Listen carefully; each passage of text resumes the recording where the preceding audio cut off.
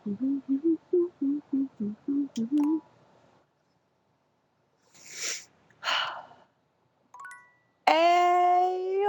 everybody!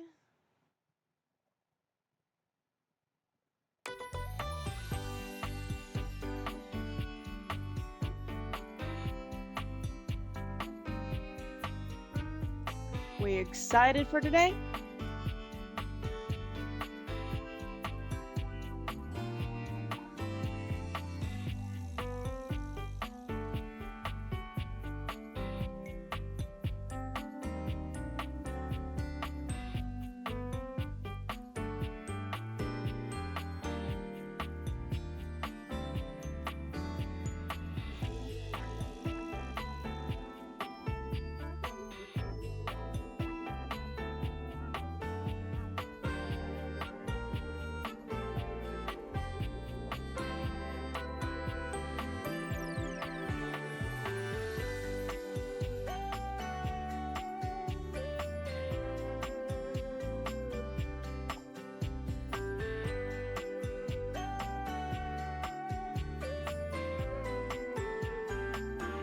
Alright.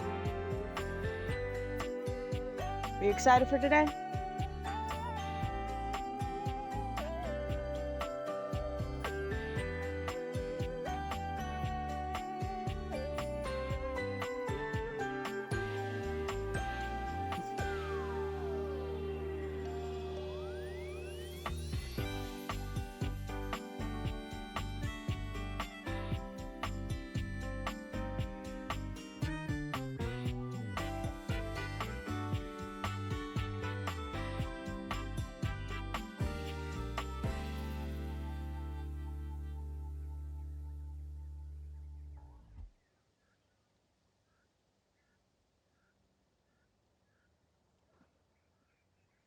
Alright. We're gonna start.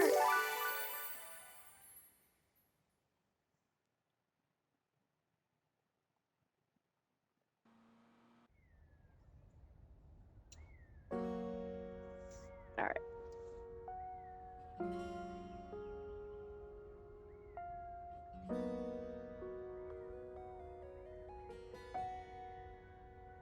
Okay, so...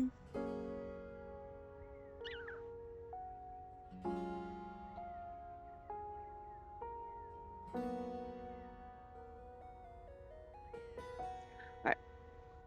What do we want? Surprises today, or...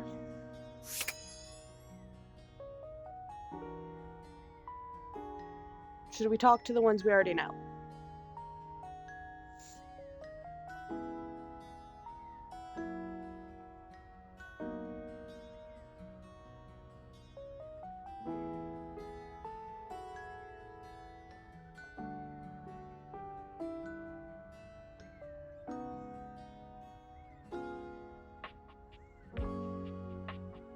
Alright. I don't think we talked to this Dorian yet. Now you've done it. You're thinking of getting involved with some of the biggest miscreants round here. Ooh.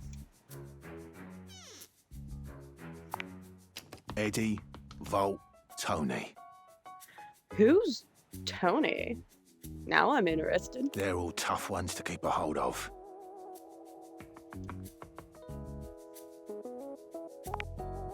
Tony is a toolbox. He goes all round the house, but he tends to stick to the bar here, the breaker box. Don't stay out too late in this general vicinity, I'm warning you. Ooh, he really is the bouncer then. I'm here to protect, to keep the bad ones out and the good ones in. But with this particular locale, I feel like I'm keeping the bad ones safely away from everyone else. Volt and Eddie aren't bad. Okay. Is there a vent? We haven't... There's a tear in my wall. We'll talk to Wallace later. We need to find a vent.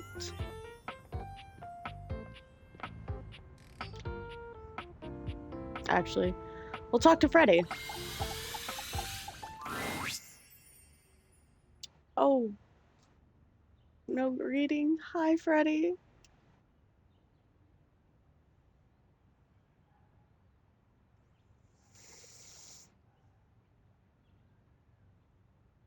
Did I do something wrong?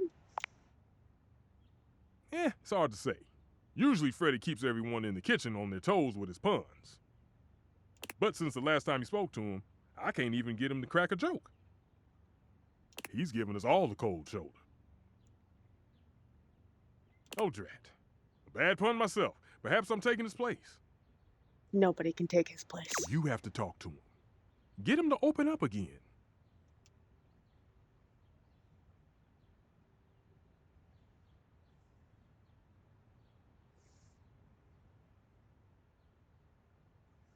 How am I supposed to? Come back at night. He's been keeping odd hours, so it might be worth catching him then. I have no idea what he's been doing, but I hear him up and about. And keep in mind, we've seen what he's capable of. Nah, he's still my It softie. might not be pretty. He's still my softie. Freddy is still my softie. Let's talk to Luke. Actually, is there a vent in here? Who doesn't have a vent in their kitchen? Vent. Then we'll talk to Luke. Actually, I need to talk to Connie. You see a pair of hands sticking through the air conditioning grate, and the barest suggestion of someone's eyes, but no more. What do you think?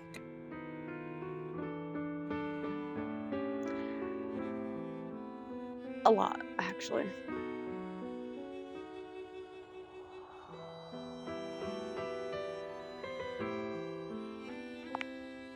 No, this is for the best. Are you sure? Hello, I am Hector Valentino Ernesto Condicionado. At your service. Oh, I'll come out. Well, hello there. Come out. I know you can. Ventilation, airflow, sometimes known colloquially as HVAC.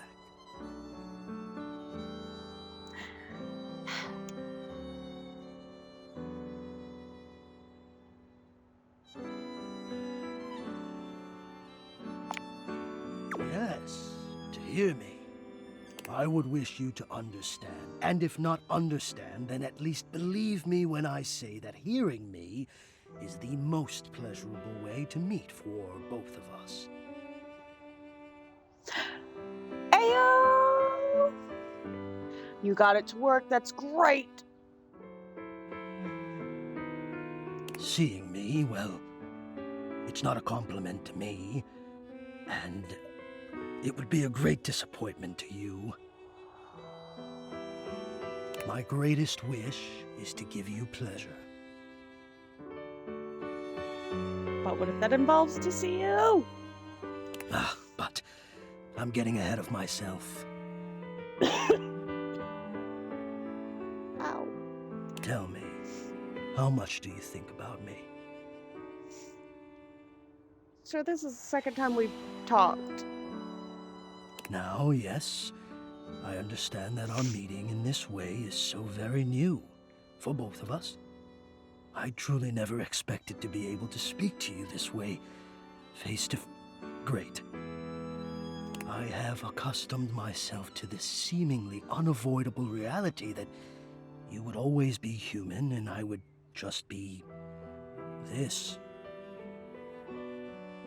But even as this, I have dreamed, and I would know. How much do you think about me?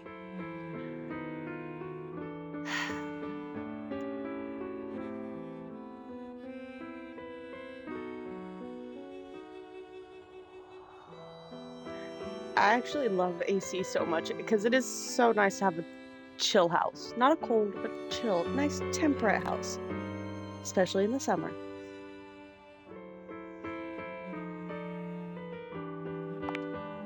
Ah, and do you? I have noticed. I so look forward to you coming home on those hot summer days. The look on your face when you feel the first blast of chilled air upon opening the door. Right. Just, it's so nice.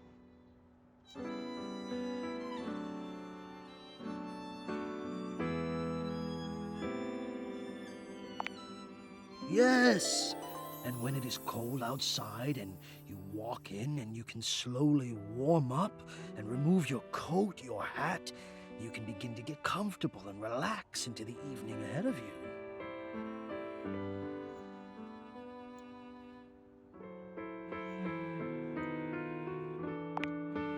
I don't relax for myself. I can't. But for you, there is almost nothing I wouldn't do to help you relax. To watch the play of warm and cool across your skin. I'm ahead of myself. I never thought I would get to say this and to say it to you. Let me explain. You are the prime feature of my thoughts. Okay, but I imagine him, like, kicking his feet up in the air like those teen movies where they're just kicking and giggling. Right now, that's all I can picture him doing. Whatever power courses through me, I turn to your pleasure.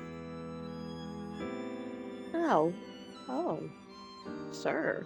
Whatever warmth or coolness I possess, I direct in full to your comfort. I wanted to meet you here through the grates because I wanted you to hear my voice. I want you to hear the melodies and resonance I create through these ducts and know that it is all and only another gift it honors me to offer you. I watch the play of air over your skin and I feel deep joy that I have the air to give you. Right, him just giggling like a little school kid. And then just gossiping about, like, I don't know, whatever he gossips about. I adjust my own temperature and my intensity until I see the flush of contentment spread across your face. And then I rest in contentment of my own. I never thought I'd be able to say this, and in a way you could truly understand. And now I have, my God. Now I have. Are you...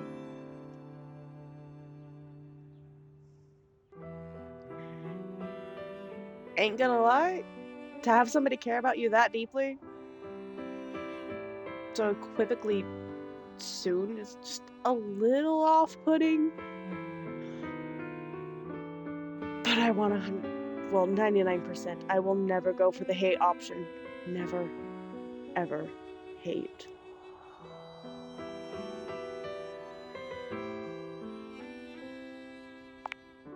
Hot.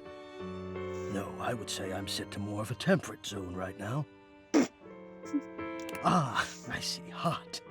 I think perhaps I've heard the word used this way. Do you mean you find this sexy?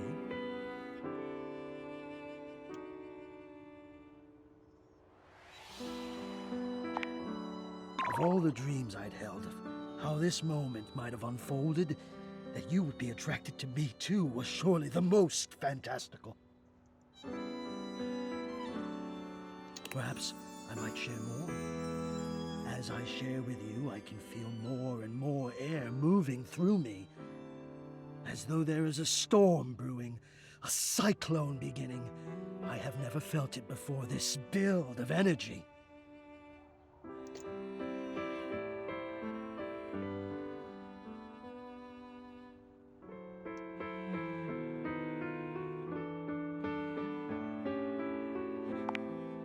I wonder sometimes about how I knew it was you.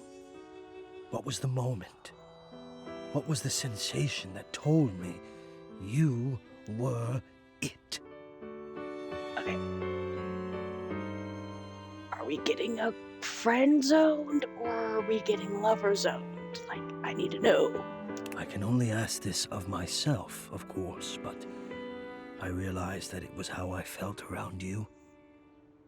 When you push my buttons, when you move my temperature setting up or down. Look, last time I pushed somebody's buttons, it caused me to get yelled at. I don't... No. I exist only in service to you. Everything about me only is because you will it, because you direct it. Do you understand this? Sir, I'm too much of a bottom for this.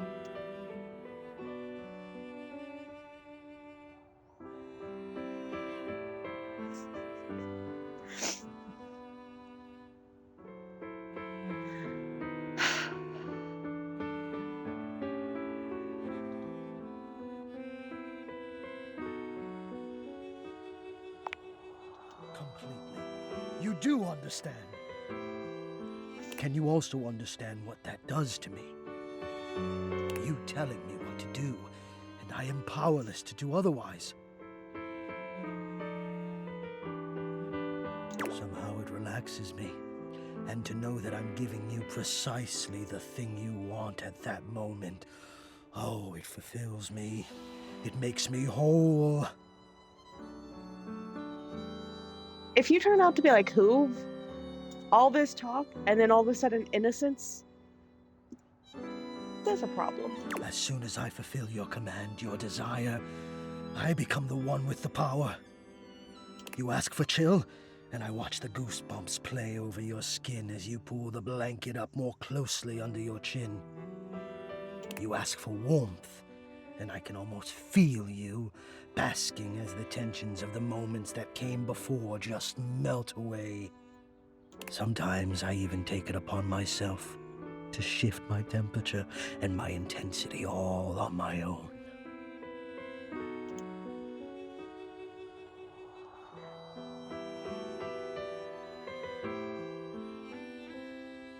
Sir, no.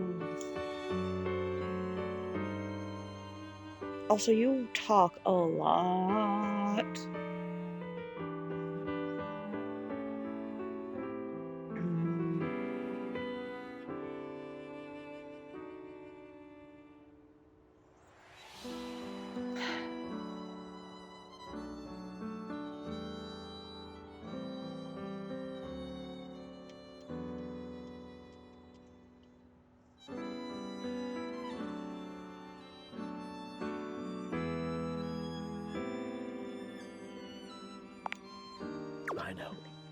I know. It might not be strictly in my purview to do this, but sometimes I cannot resist playing your sensation just a bit. I am a craftsman, and you are my clay. I hope this is all right. Tis, as long as you don't fuck it up. It's...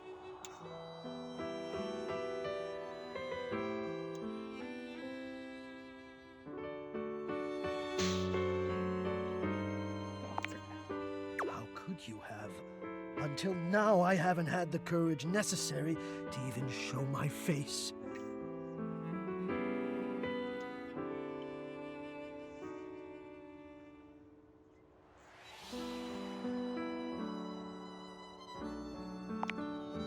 You love it. Does that mean you love? But no, I dare not ask, and do not answer, please. Let us enjoy where we are, here, now. Let me care for you.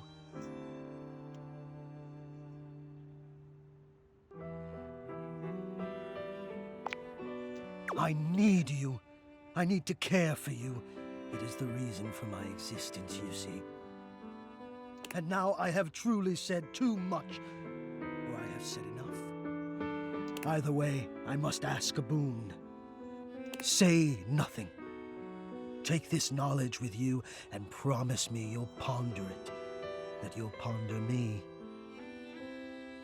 Sure, whatever, just let's go.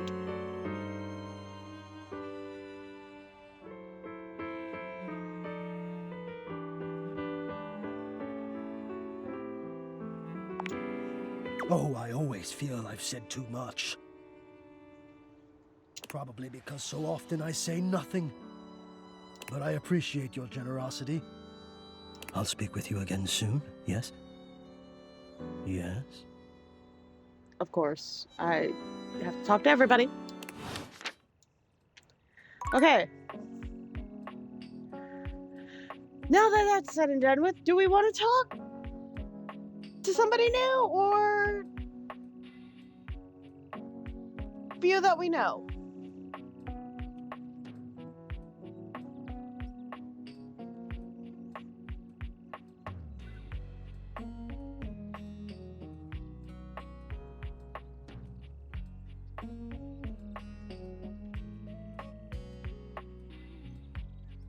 We can't talk to the outlet.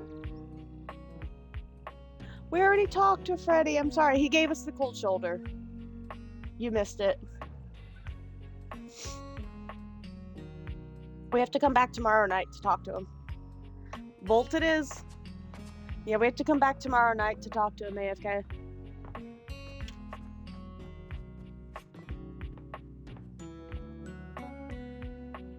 Yeah.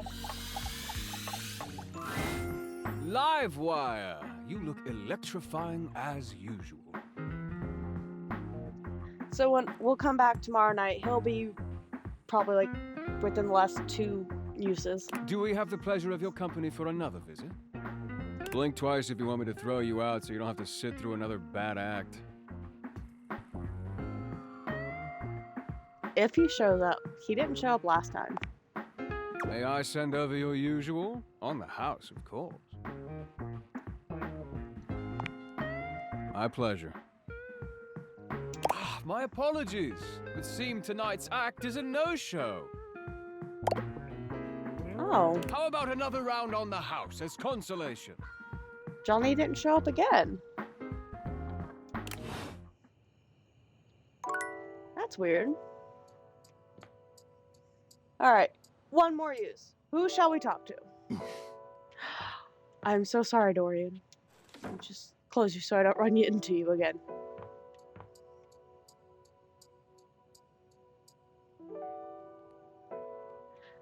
And I'm scared to talk to him because last time we talked to him, it was such a short conversation.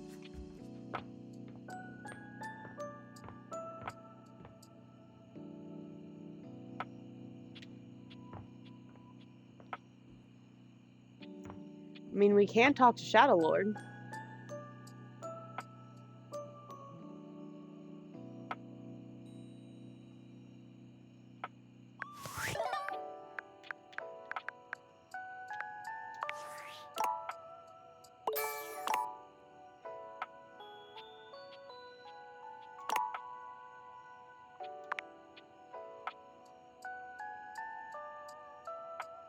I might be able to talk to Dante.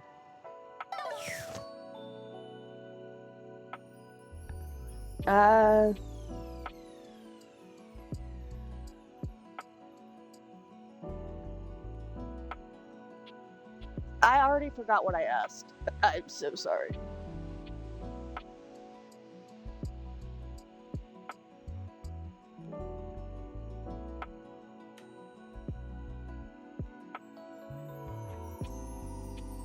Okay.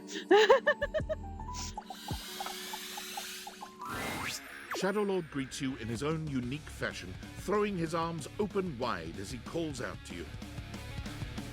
The lights dim and the shadows reign supreme. The doors of the abyss open for yours truly. And yours truly, welcome to the abyss. Ah, a dark day to you, my penumbra. Ooh, I have something I want to show you. Ooh. Evidence of my power returning. During our previous exchange, you questioned if our discussion was monumental in any way. Now, observe closely. I am observing. Come to me, servants of the night! Shadowlord stands stock still, arms spread wide with his head tilted up. He seems to be waiting for something. Ooh. Ah. Ooh. He starts, turning to look at something you can't make out. He points triumphantly. There! Do you feel them? You feel a tickle at your leg.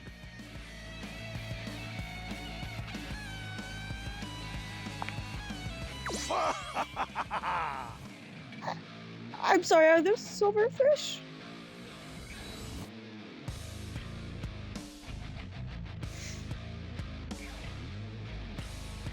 I want to romance him. I want to romance him. I want to romance him. I want to romance him.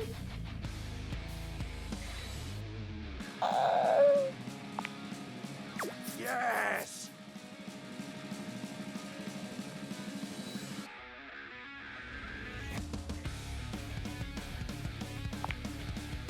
Witness my power!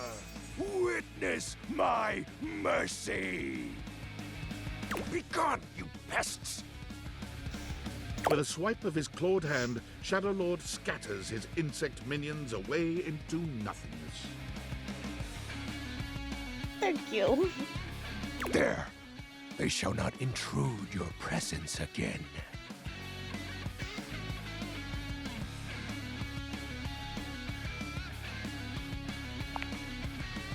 I am merciful for your thankness, granted human. Most merciful of thankness, most bountiful. I have to say, Penumbra, I'm quite surprised. Your unfamiliarity of the dark is unexpected. This resistance to the colligiosity must be reversed. Perhaps your soul is not attuned properly. No, I'm just terrified of bugs. Training is in order.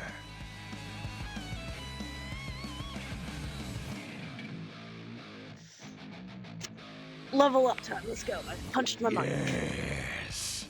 Conversation will keep darkness in our mind tempered and in our control. Just as you participate in the labors of light, surely you partake in the leisures of darkness as well. What activities do you enact in the shadows? Regale me with every detail, Penumbra.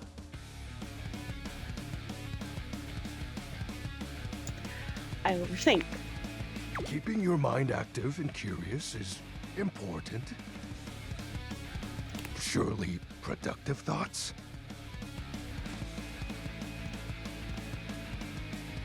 Yes. Judging by your surroundings, I don't believe you. Rude. Just rude. Take comfort in knowing that you are not alone. I have been there every night. I don't recall the last time I've rested peacefully. Oh, that reminds me, we haven't seen Nightmare in a while. There's just so much I can't help reflect on. If I redirected that same question back to you, wouldn't you respond with a wistful sigh? Nothing important. I'm grateful to you for providing me more insight into your life. Behold, our corrupted bond grows.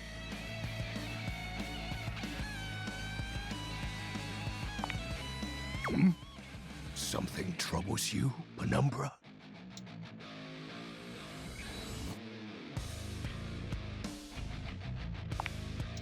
My nightly activities.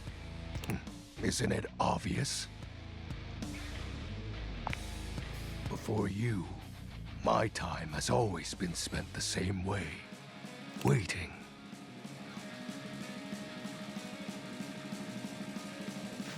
What?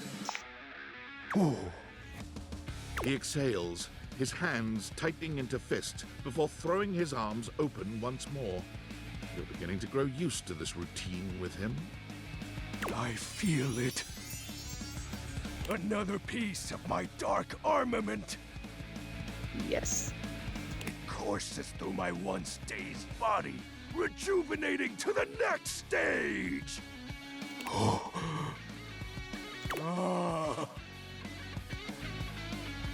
That one was weird. Excellent. My form is stronger, yet still incomplete.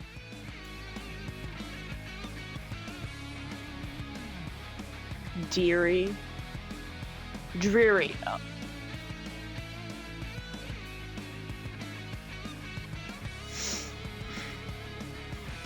Just gotta. Your question seems to catch him entirely off guard. Oh. We'll have to resume the ritual another night. I must become more adept to this newly returned strength.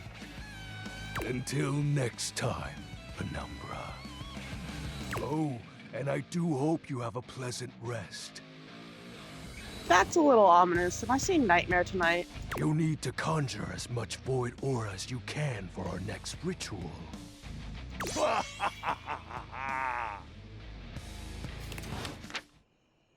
Ah, flashbanged again.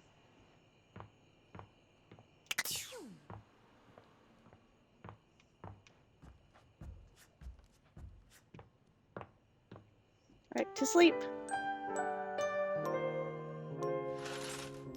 Alright. Surprises? Or...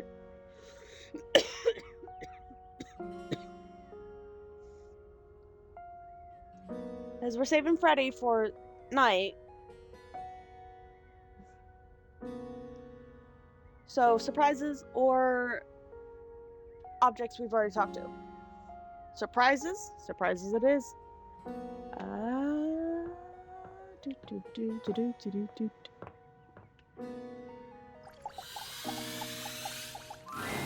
You see before you a glistening, oiled male form, perfect in its chiseled majesty. Why does he have to be described as oiled? His gold, or is that bronze skin, is perfectly smooth, his features flawless, and his face stunning. There's so much highlighter on him. Oh, hello there. Don't mind me. I'm just catching a bit of air. Wait, you were the picture that Freddy gave me!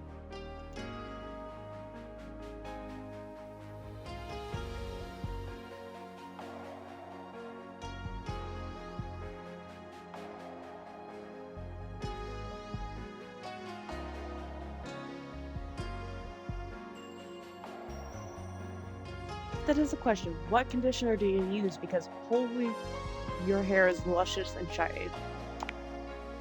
Just plain old metal polish, actually. Kind of does that naturally. Mm-hmm.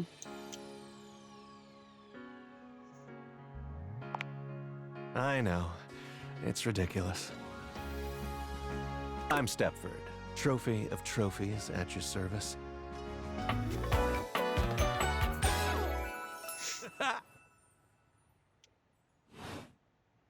I've just been standing here all covered with oil, waiting for a good sunbeam to come along.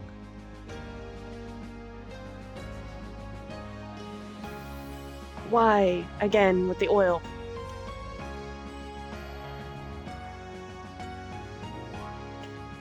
Nice to meet you. That's a winner's name if ever I've heard one.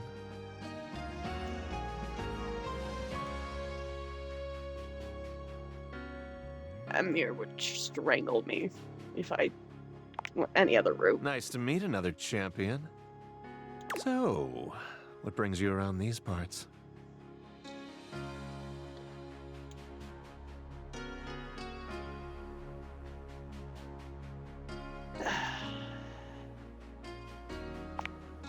Well, everything's going along well here. First place and all that. As it so happens, I have a self-tanning appointment coming up. Can't be late. But I'm so glad we met. Come and see me again soon, won't you? Sounds like an excuse, but sure. And be sure to bring that fantastic red shirt. Always.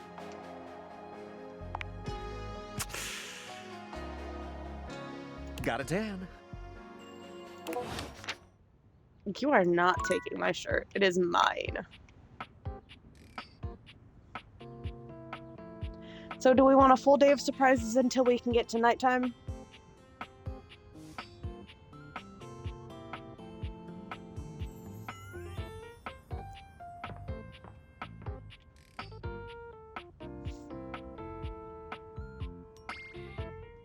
Or do we want to talk to ones we know? Yes, full day of surprises.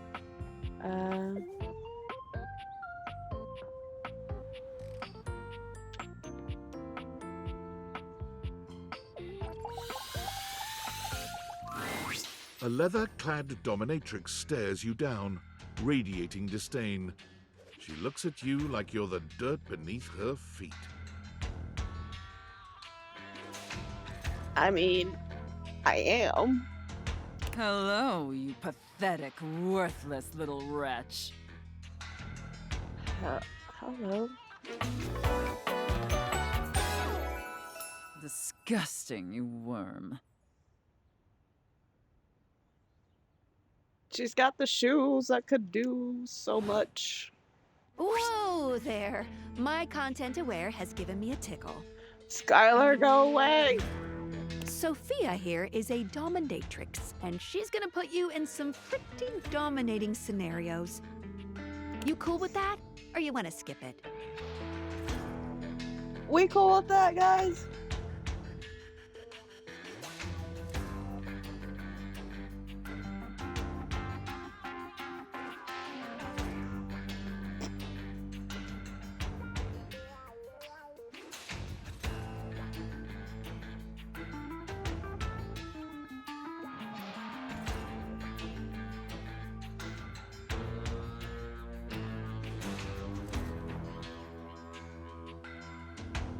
You got one so far.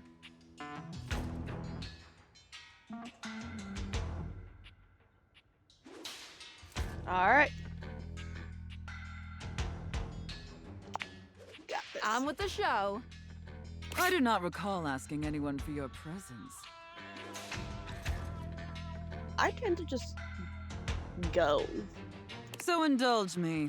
What gives you the misguided confidence to stand here before me, wasting my time?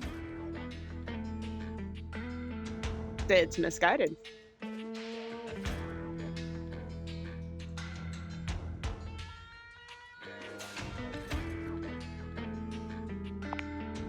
How tedious.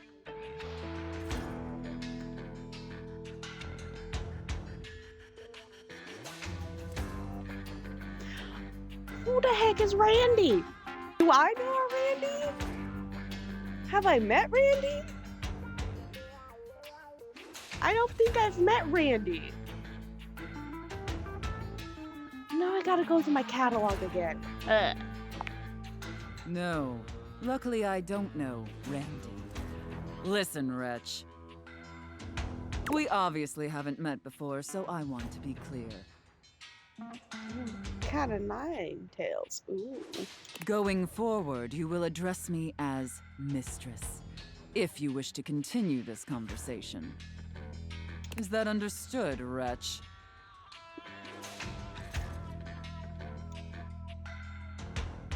Absolutely yes, mistress. Very good. Now I know what you're thinking. Why would a perfectly successful safe like myself throw away her prosperous and fruitful career in the burgeoning vault industry to become a mistress to all the lost, pathetic, and broken creatures of this world? I mean, that wasn't a question until now, but now it is.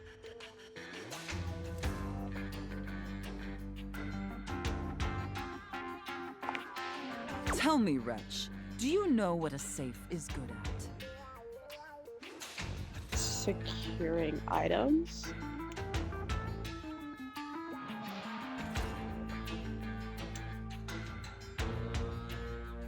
I feel like one of these answers is innuendoous enough to get me in trouble with her.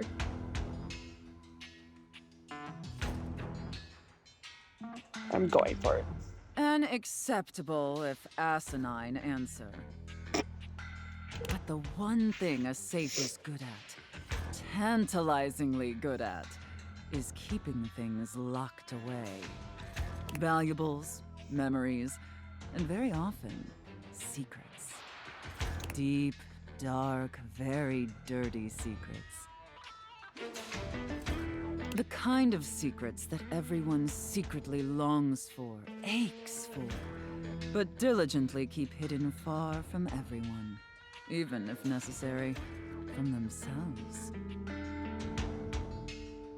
I don't know if I've ever used a safe for that, but you know, now it's a consideration. Do you have any dirty little secrets like that, wretch? Can't think of any off the top of my head.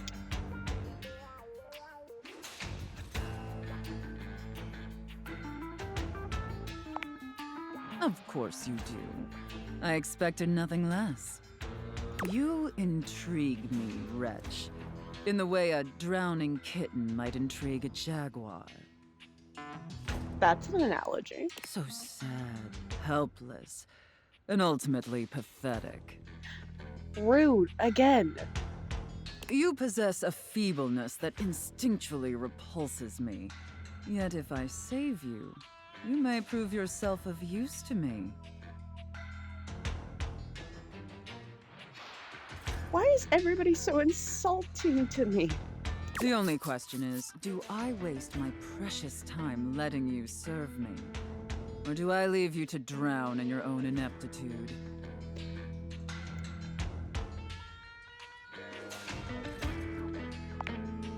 Very good answer. All right then, wretch. Against my better judgment, and because things have been so frightfully boring lately, I'll allow you the opportunity to serve me. You should count yourself extremely lucky.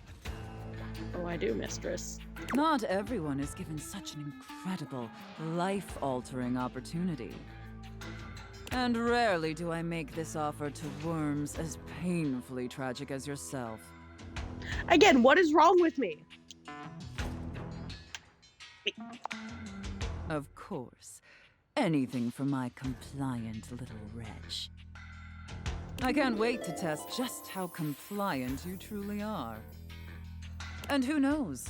Perhaps in the end, you may even have the opportunity to open up my chassis. Ooh.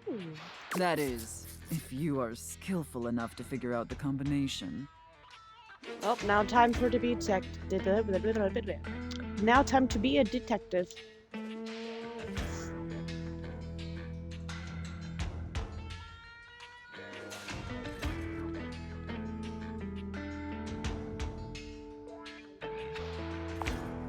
Careful.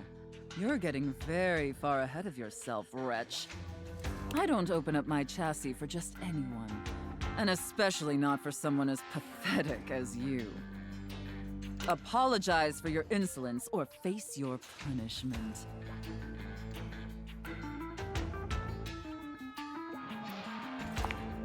Very good. Your mistress is pleased. Okay.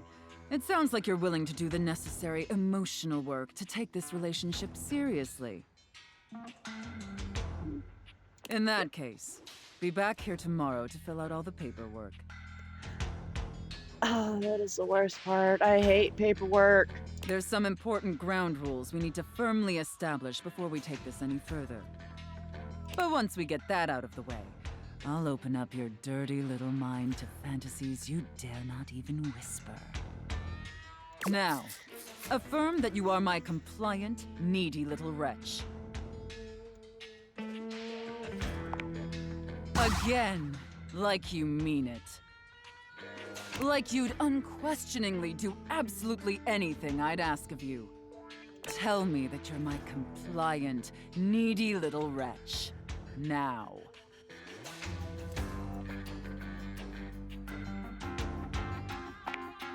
Very, very good. Then I will see you back here tomorrow, wretch. Do not keep me waiting. Okay.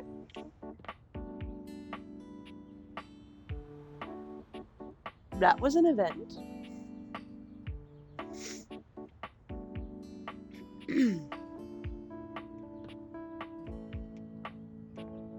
Oh, wait. I want to talk to the plastic plant. Lucinda Lavish stands in No! your way, her well-endowed body striking a luscious pose. Yes, that was very much something. Also, Lucinda, I wanted to talk to the plant!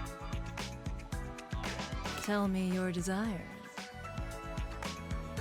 No.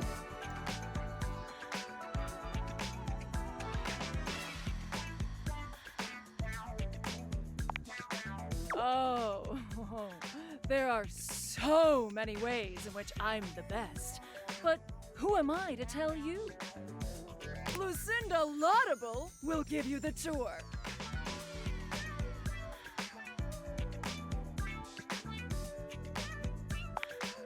Are you saying my name is a stretch? That people won't get it? Okay. Laudable means deserving of praise, which is exactly what I am. You'd be very good with Sophia. Thank you. I am by far the best looking dateable, and it's not even a competition. That is debatable. They spent the most time on me, on this fantastic body, on my incomparable composition.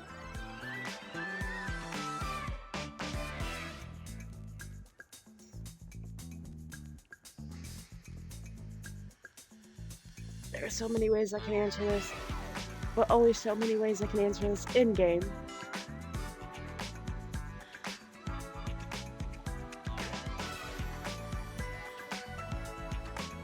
I do want. Well, you're not part of your DLC. I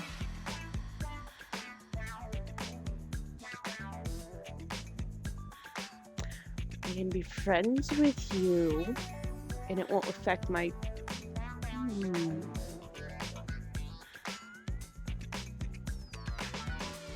Do we want to be friends with Lucinda?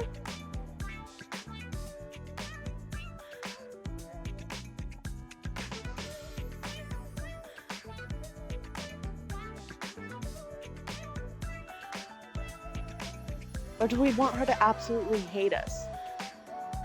Because she's DLC. So she doesn't affect my main gameplay. I mean, we could always be lovers, but she keeps popping up and taking the charge away.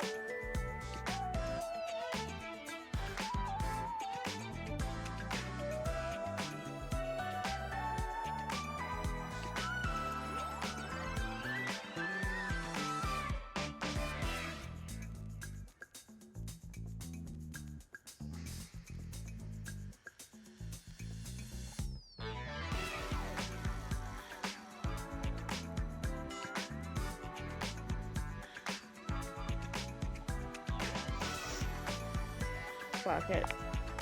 Lucinda Laudable. Let's take a look at a typical dateable, shall we? Whoever the fuck this is, he only stands there like that the whole time. No. We don't dance Dorian in this house.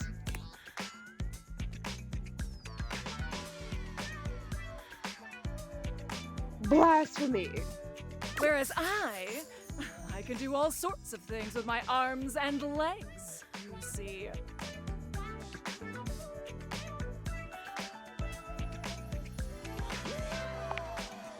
Okay, so I'm a better friend than Dorian.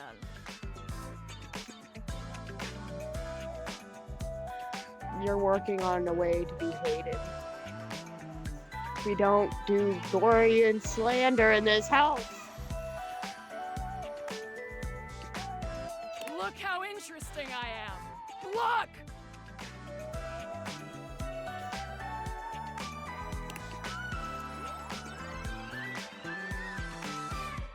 She took his voice away!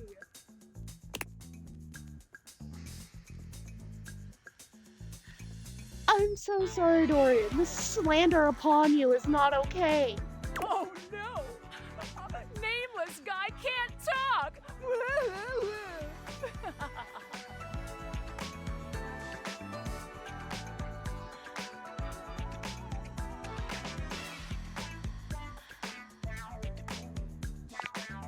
Nothing's wrong. He's just not as good as me. I'll have you know, I was recorded dead last because I required the most amount of work. It took a team of 20 to make me so irresistible. This poor dude can't talk because his lines in my script weren't even written when he was recorded.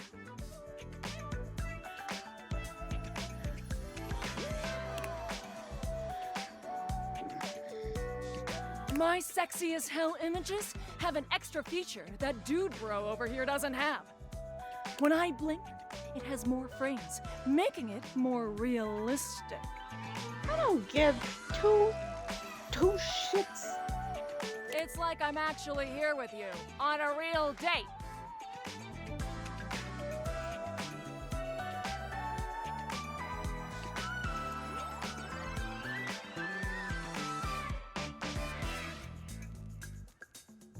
Okay, whatever. For these reasons, I award myself Best Cinematography, Lucinda Laudable. Oh, thank you, thank you, thank you so much. Oh, good, bye. So, what do you think? Pour it down the drain.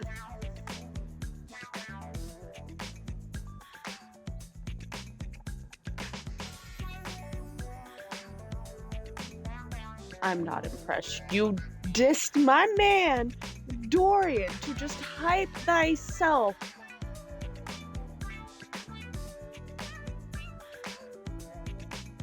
Not impressed. You just haven't seen all of me yet. You'll see. Go cry me a river. You'll all see. Well, now I can't talk to the potted plant.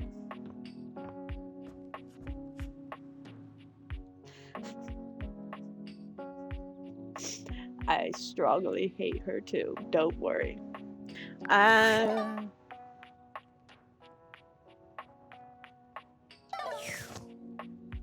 Alright. One more. Who do you guys want to talk to? What object? We have so many. And then we'll use the last one for Freddy.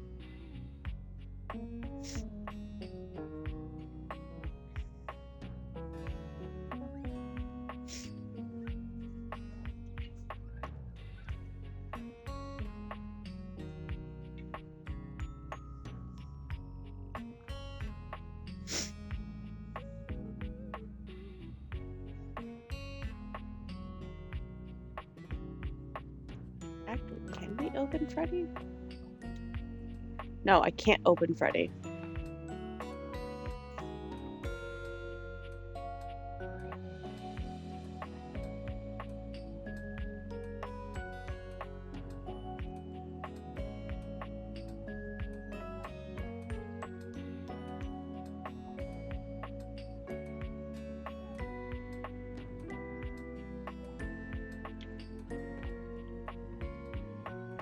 I have a lot of cat clocks in the house.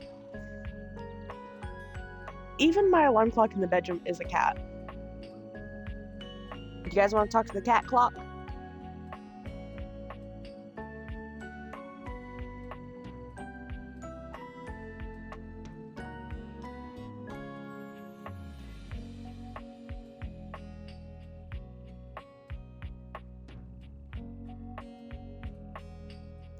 I'll make sure I highlight him talking to the cat clock. You see a slim, dainty gentleman in a well-tailored suit.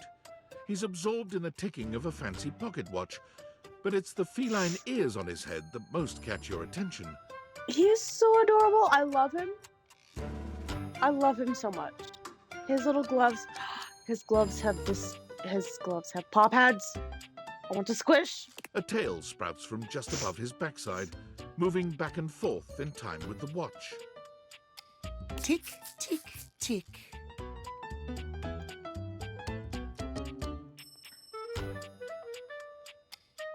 Talk, talk, talk. Don't. Oh! Do not taint the perfection of the clock with your disgusting imitation. Why have you come? I don't see interruption to meditations on the beauty of time on the schedule.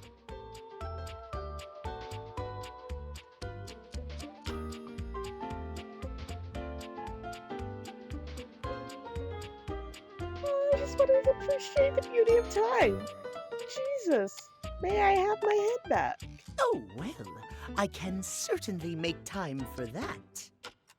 Perhaps you do not know this, as so few are as attuned to time as I am.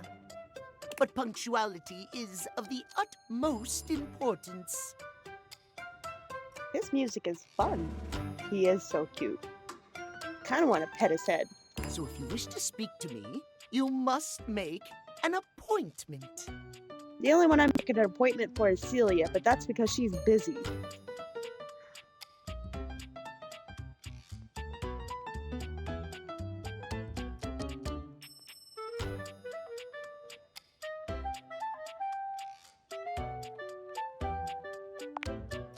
If VIP stands for very intelligent and punctual, then yes, I am. If you wish to make my acquaintance properly, you will return with an appointment.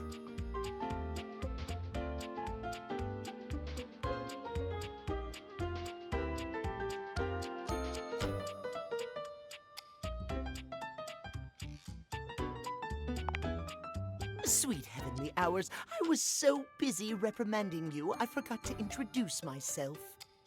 Not that you didn't deserve it for breaking from the schedule, but it is no excuse. Timothy Timepiece, at your service. I like your name. Your name is fun. His shoes have claws.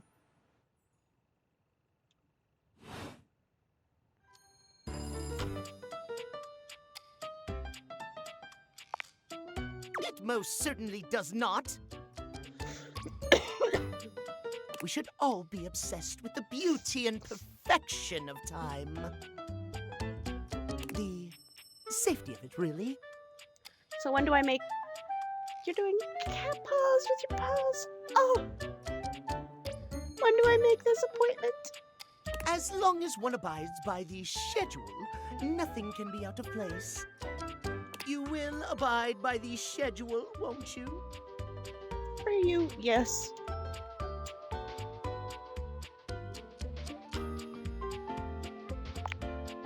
Excellent. I thank you.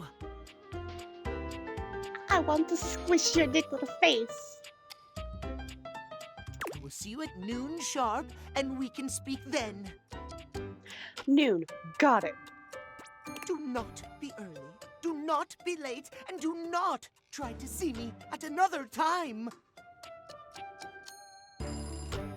I will respect the schedule. If you do. Schedule? Catastrophe. Untimeliness. You're the only one I will ever see at noon then. Oh. My own alarms are going off. See you then, and not a moment before.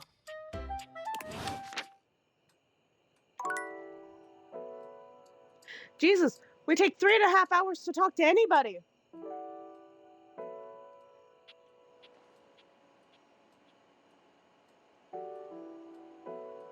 Okay. Freddy is deep into a book of some kind when you find him. He looks up at you with a sad expression. Don't look at me with a sad expression. I hope no, Freddy. Oh. No, I want to give you the biggest hug possible now. Hey, cool kid. Sorry, I can't talk. No, don't do this to me. I spent all day waiting to come talk to you. pretty busy right now.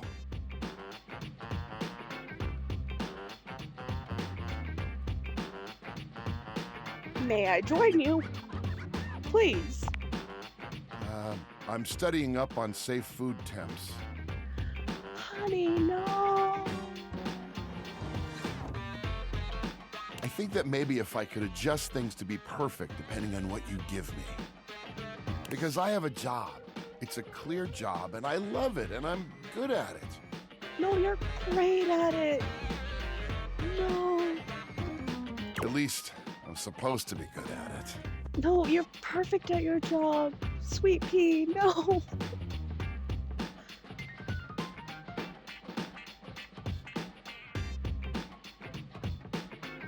It's not your fault. It's mine. I'm the one that left the Thai food in the back. Ah.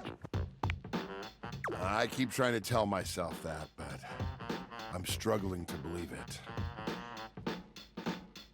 I just want to give him the biggest hug possible. Ah. I could have hurt you. Don't you realize that? You look like you're getting mad again, and I don't want you to get mad at me, but I also just really want to give you a hug. What I do is important to me, mostly because it helps to protect you.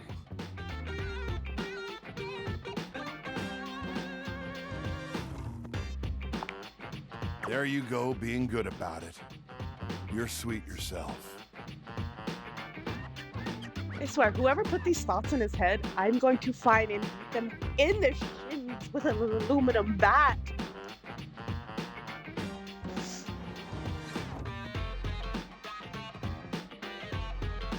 Do you want to talk about it? I don't know, should we talk about it?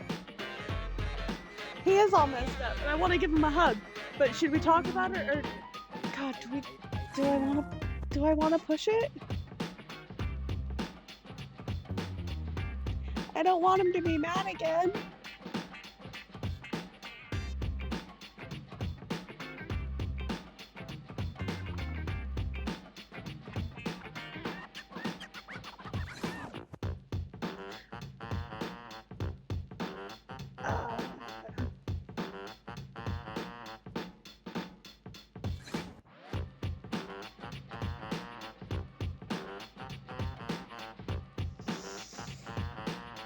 Fuck it, we're talking about it. Oh, that. You might not guess, but I've, really struggled with keeping my cool for a lot of my existence. I've been told it's just the monster in me, but I don't believe that. I know I'm big and strong and that my teeth can be intimidating. No, nothing about you is intimidating. Honestly, every part of you just makes me want to just hug you. But I never wanted to be defined by those things.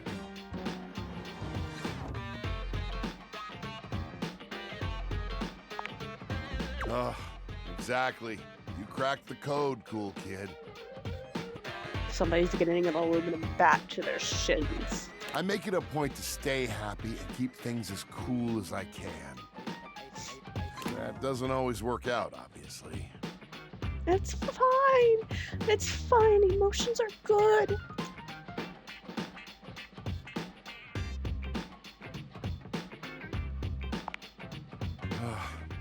You know, it's been so long since anyone asked me about my past.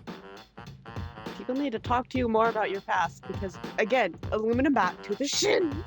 It was when I was just coming off the factory floor. You might think I'm this fantastic fridge, but I'm actually the smallest model of my line. And that's fine with me. You're perfect.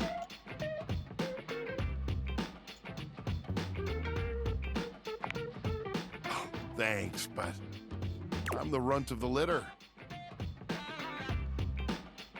The Yeti family was made to run big, but I got teased by my siblings for my size. Each and every one of them is getting an aluminum bat with spikes to the shins. They told me that I'd fail in no time, that I was made to fail. may each of their cooling lines fault out. First, I let it slide down my back. I knew what I was capable of. Through testing, I did everything I could. I made all the ice I could make. Temp control, steady. Smart screen, crystal clear. You have a smart screen? By all official measurements, I was a top-of-the-line Yeti. Those things didn't matter. Every day I would get teased.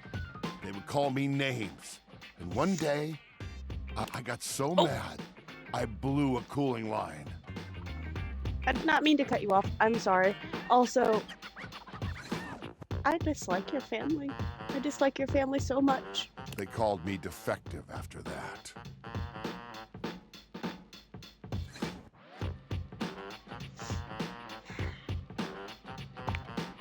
You're telling me. I'm lucky that I was able to get repaired. I thought for sure I was going to be made into scrap. I'm happy you got repaired because now you're mine. So, when the food went bad and I felt like I couldn't do my job, I broke. It took me back to that place. I lost my chill, cool kid, and I'm sorry that you had to see it. But that's part of me too. It's something I work to control, and I don't like most people to experience it. Love. He's got trauma and now he's mine. Ain't nobody ever gonna traumatize him again. Never. My anger wasn't pointed at you. I promise. The fact that you're angry at yourself makes this even worse.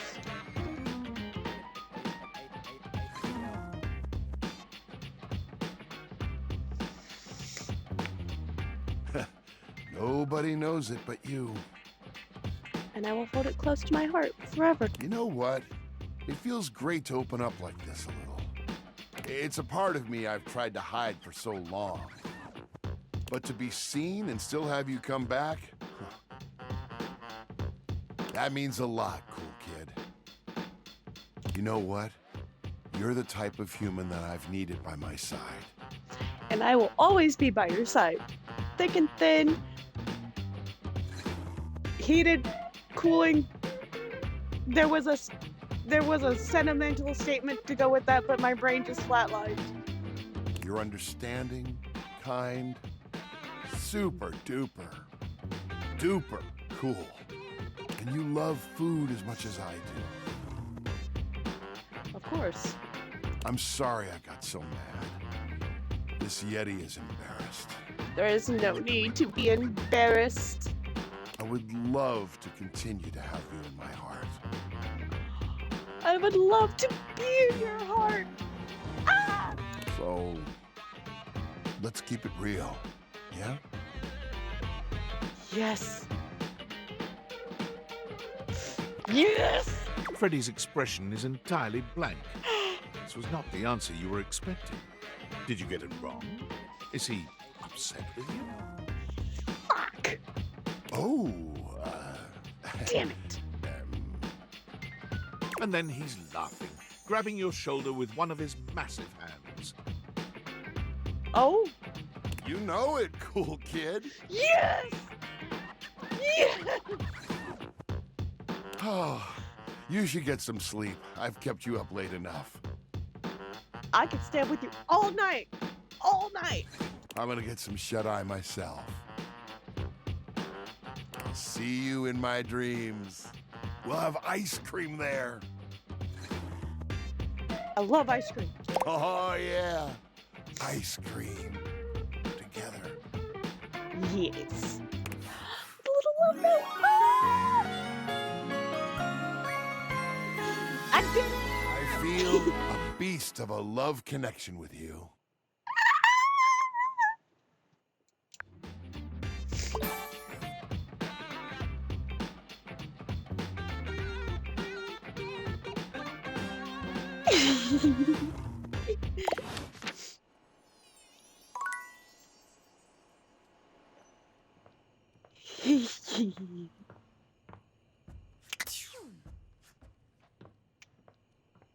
I did it, Dorian. No! David is obviously becoming desperate, and he doesn't do well under pressure. I'm worried his behavior will gradually become increasingly erratic until he crosses a line he can't come back from. Well, may he cross it? You have no idea. I should never have put you in this situation. Naively, I believed as Valdivian's lowest paid employee, you would be safe. But it's become clear that as long as you possess the Dateviators, you'll be the target of David's wrath. Anyway, I have a solution. I'm not giving them back. Use the realization recipes to bring Skylar to life. If Skylar becomes human, the Dateviators will instantly cease to operate. And if the Dateviators cease to operate, there will be absolutely no evidence implicating you in their theft. Realize Skylar and destroy the Dateviators before David unleashes his full fury upon you. He has access to resources you'd never believe. Okay, if I do that, then I can't utilize them to... But I can't utilize them anymore. I'm afraid there's just no time to explain. You see, I forgot to charge my phone's battery last night, and now I'm at 2%. And I can't charge it because I also forgot my charging cable. Can you believe that? Ugh. But remember, realize Skylar ASAP.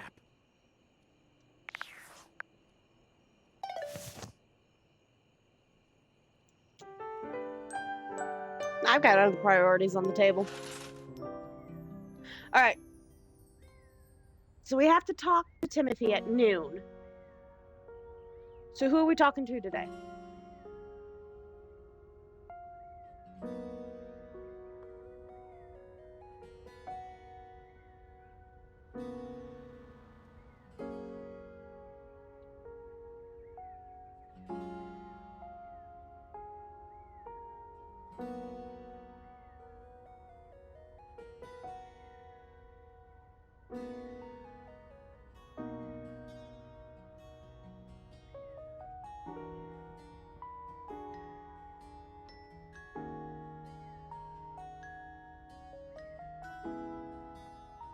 You want surprises or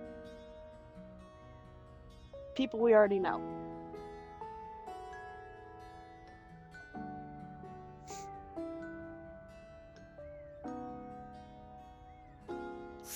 Jean-Loup!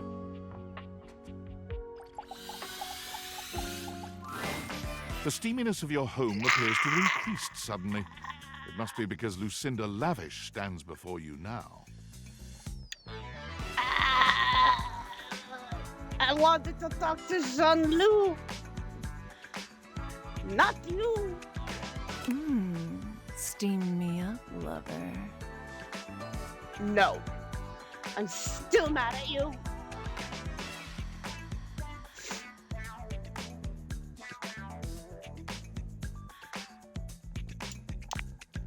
Not convinced?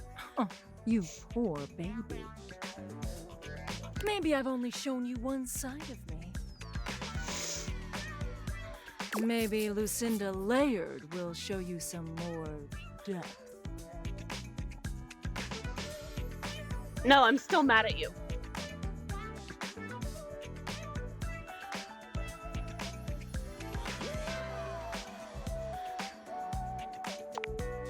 Baby, everything's going deeper. I have one of the most complex pathways in this game. There are more types of Lucindas than anyone else. As long as there are words that begin with L, there will always be more layers to me. So there's a Lucinda loser? Good to know! Good to know!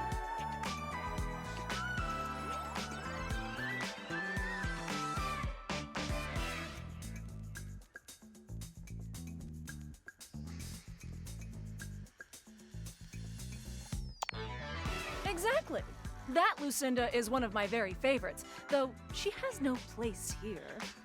I would like her back, because at least she doesn't diss my man. And our conversations, they drip with care and emotion. No, they don't. Well-written options for you to choose. Like this one.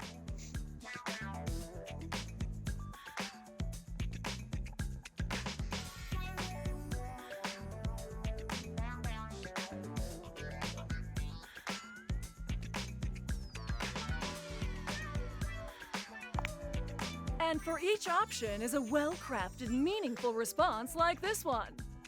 For this reason, I award myself Best Screenplay, Lucinda Laird. Oh! Tell me, do you agree?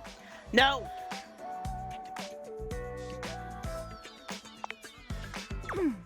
Perhaps one day you'll be smart enough to understand me. Until then. Well, guess we're not talking to Jean-Loup today.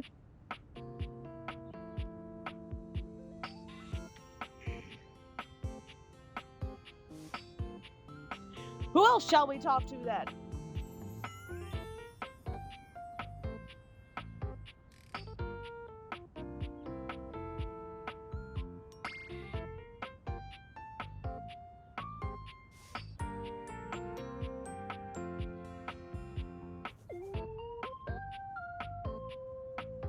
Oh wait, what time is it?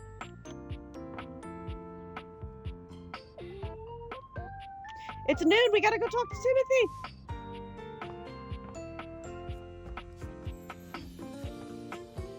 We were just out of Timothy. Guess we're talking to this one specifically now.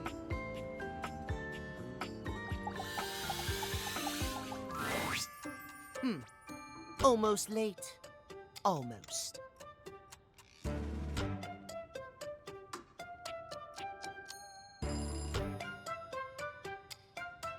I'm sorry, Timothy. I'm sorry. Thank you. Tell me why you've sought me out. Aside from the pleasure of my absolutely sparkling wit and golden company. Because I wanted to squish your adorable little face.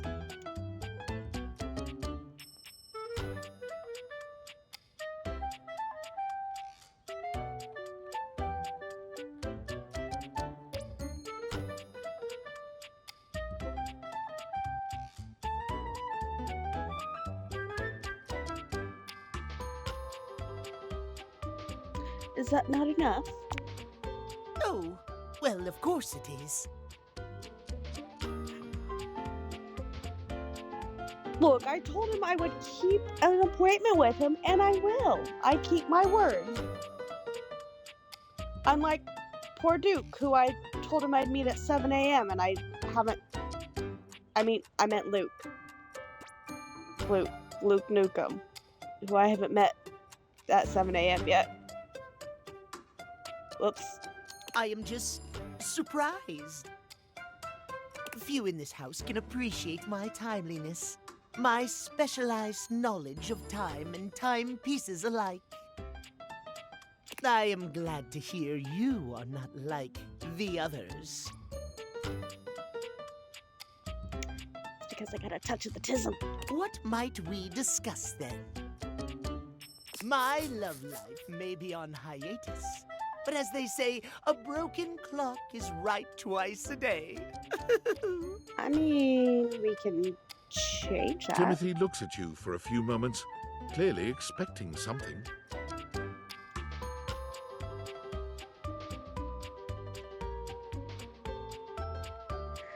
I shall laugh, because last time I didn't do something that wasn't exaggerated. They got mad. Yes. Well, let us start with the most important thing. Timeliness, next to godliness, as they say. I thought that was cleanliness. Keep on the track of making him happy. Of course I'm right. Oh, that's adorable! I just want to squish your little face even more now. Imagine, if you will, you show up to a date showered and clean, but 2 hours late. Ooh, you're not getting that date anymore. Does your cleanliness matter then? I think not.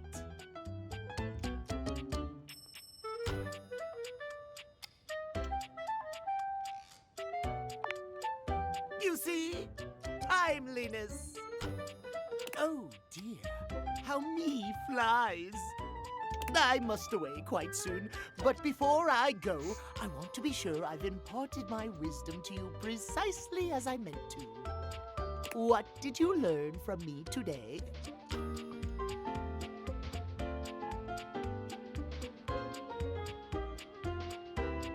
Timeliness. Exactly!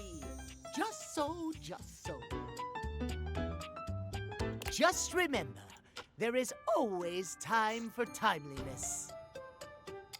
Now leave me. I've run out of time for this conversation. If you wish to speak again, find me at 3 p.m. Precisely at 3 in the afternoon. Farewell!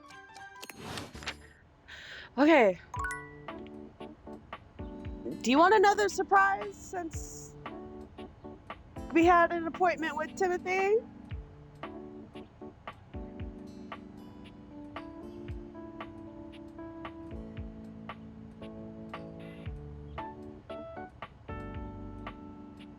Alright. Let's see. Wait, the toaster. You hear her before you see her. A charming musician with little coils of curly hair that swing cutely as she paces back and forth in your kitchen. Excuse me, by the way. She's clearly absorbed in something. She appears to be talking to herself.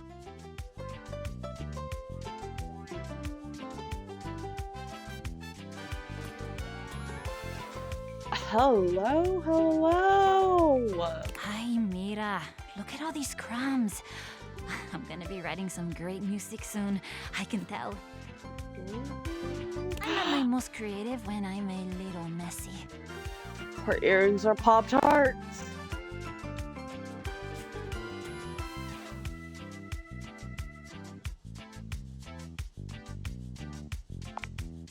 The musician starts with a cute little yelp, placing her hand on her chest. Ay, you can't sneak up on me like that. You never know what's gonna pop out of these slots. You gotta be careful. That is absolutely funny. I'm not even gonna get started on you as a writing partner. I know that, I don't know you at all or anything, but I am pretty sure you're not up to the challenge of writing with me. I have, really high standards. That is perfectly fine. I will learn. She picks up her guitar, striking a glamorous pose. I'm Miranda Dulce Tostadora, lead singer and guitarist of Miranda y las Migas. ¿Qué tal? I love her already. We're the best musical group around here by a lot.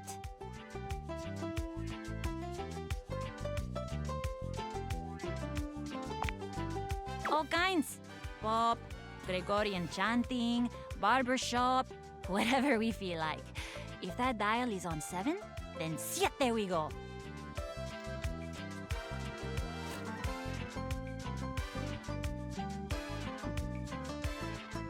Chanting? Okay, I took a lot of hit from the Migas too when I suggested this, but that cheese is so relaxing. For real, if I can't sleep, too hot and bothered, put on a little chanting, let my eyes just drift around the paint on the ceiling, and vamos. I'm unconscious in 2 minutes. Just had a thought. Maybe I'll sing for you sometime. Please do. And you would be lucky too. I'm really good. Just stay on my good side. ¿Me entiendes?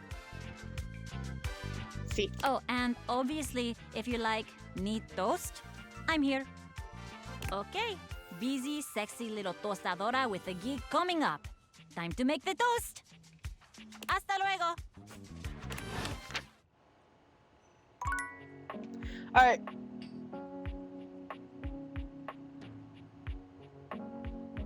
Somebody new? Surprises? Somebody new is a surprise.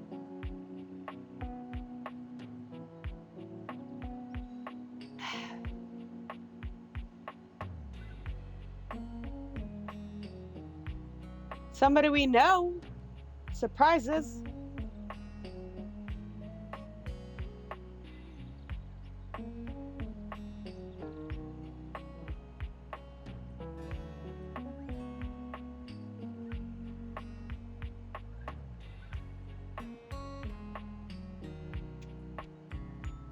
Okay. So, surprises. Surprises, surprises, surprises. No, we haven't talked to the chairs yet. Oh, hi. You're absolutely adorable too. Also, why are we whispering? I'm on vocal rest right now, so I'm not too tired for the work week. Okay. Trying my best to rest anyways.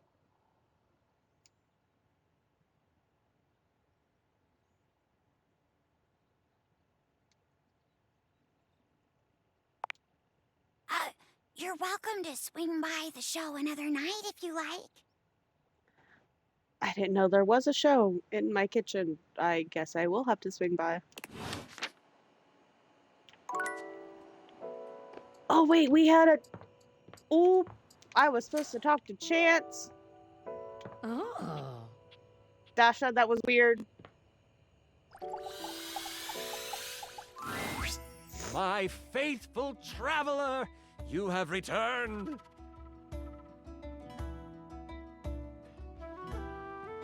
I do too. Her skirt is really pretty.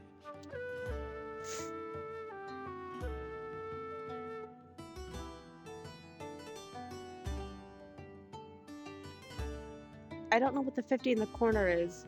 Careful to click an option. I knew you wouldn't let me down. Still, it's nice to know my assessment of you was correct. I'm a day late, but it's fine. I made it. And it looks like our mutual friend Dasha is joining us today. Yay! I am ready to perform feats of strength with my imagination. She claps you on the back just a little too hard. Do not worry, my friend. Dasha's brain muscles are just as strong as real muscles. You are sure to succeed in your ventures with Guardian Yekaterina Dmitrievna Petrova at your side. That is a mouthful of a name, and I love it. I prefer to call them adventures, but to each their own. I use detect evildoers to find any villains nearby. We haven't started yet, my dear. One moment. Before we start, here's your character sheet. You will be playing Miles Cypress, a troubadour from the mean streets of Cantalopia. You have taken up a new home in Decor, which is ruled by the House of Knives. I actually like that name. That's a really fun name. Ooh, I am ready to grotto and gargoyle. You start the game with 50 hit points. If you reach 0, your adventure ends. Oh, that's what that is. Okay. Don't worry about reading the sheet too much. I'll keep track of your health and letting you know what you can do. Now tell me, are you ready? I'm ready. Let's do this. Woohoo! We start our adventure at night. The wind is whistling through the tall trees at the edge of town, carrying with them the smell of pine and possibility. Most of the shops in Decor have closed for the night, but that doesn't mean the town is asleep. Far from it. Near the center of town, right off the cobblestoned path, is the Countertop Tavern. Music pours from the open windows as you stand on the small wooden stage, having just finished one of your specialty songs. What are you saying to the crowd?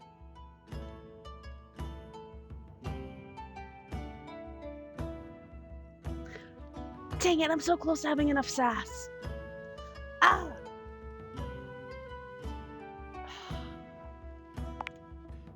I guess that'll work. You're just warming up. It's okay. Let's continue. Your music is decent. Very good. You exit the stage and find your seat at the bar. The bartender slides you a red ale.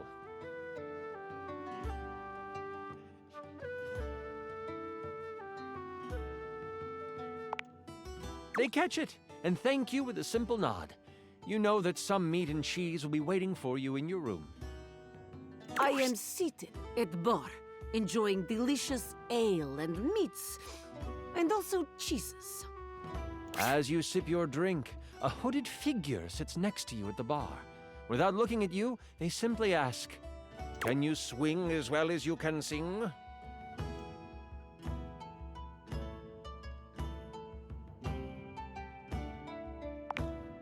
They notice you try to see who they are.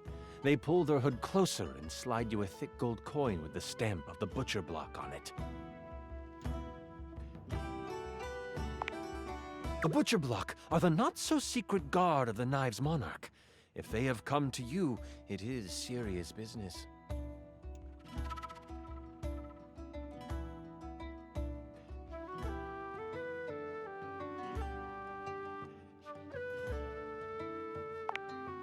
With this, they rise from their seat and they move to the stairs. They pause briefly, making sure to lock eyes with you before ascending the steps. You toss back your drink and you follow. People have noticed the moment and start to whistle and hoot.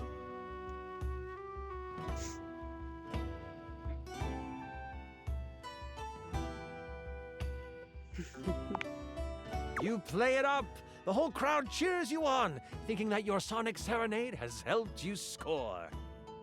Of course. At the top of the stairs, you see the hooded figure slide into your room. You follow carefully. When you open the door, you see they have pulled their hood back, exposing their face. Before you is a gorgeous human. It is disarming. Why would anyone so beautiful cover their face? Perhaps it is trap. A role to seduce this beautiful human, just to be sure. That won't be necessary, Dasha. They're looking expectantly at you, Miles.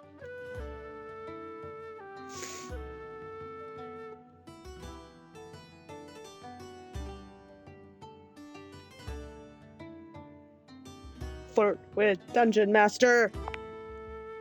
Buttering up the GM does not grant you advantage on skill checks, but it is appreciated. Once you have closed the door, they say, "As a member of the Butcher Block and in direct response to the needs of the House of Knives, we have a task for you. The Prince of Knives, Nakiri, has been kidnapped. We know that the evil Grand Vashir has him. They are planning to sacrifice him to their god, Cleaver." Sacrifice? This sounds unsafe.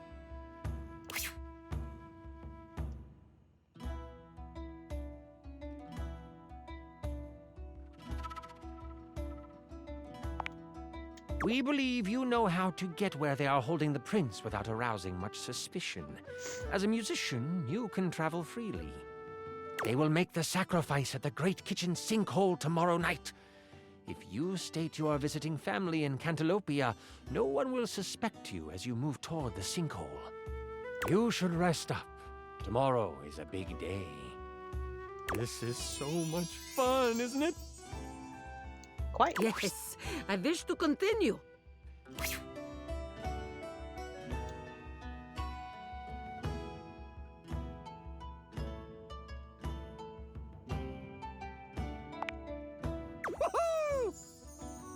I'm really enjoying myself, too. Where were we? Right. You get a full night's rest and a hearty breakfast. You get a boost of 20 health for the day. Ooh. You, Troubadour, are ready to go save the prince. Yekaterina will eat hearty breakfast as well. Breakfast is most important meal of the day. I am ready for action. As you head out towards the Great Kitchen Sinkhole, you have a pep in your step and greet the people in the market. They laugh and joke about your performance the night before. The thought of the Prince of Knives in trouble worries you, and you know you need to make haste. You have seen the prince once before, and the thought of him floods your mind. He is handsome, sharp-dressed, and has carved a place in your memory. Are we talking about you, Chance? To sing for him would be a dream come true. To serenade him in private would be... Ooh. Are we talking about you, Chance? You walk faster at the thought. That pep in your step has become a borderline power walk. As you walk past the town gates, you notice that 2 people are behind you. Maybe they are just traveling as well. Still, you can't be too sure. We're being followed. You pass a fork that goes to a neighboring town.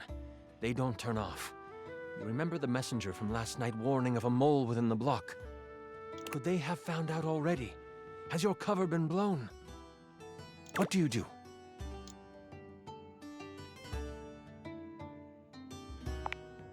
You take a hard right turn into the tall grass field next to you. The 2 people behind you continue on the path. You breathe a sigh of relief to think you were just being paranoid. They could not handle Yekaterina. My aura of strength has frightened them off. But then, you feel the tall grass next to you move. You stop, trying to find where the rustle is coming from. That's when you realize it's coming from all around you. Towards a trap. Out of the tall grass, you are attacked by a small lizard thing that bites at you. Stop! Stop! Stop! It's a Knobgoblin. You can either swing at it with your trusty club, or you can perform a stunning song.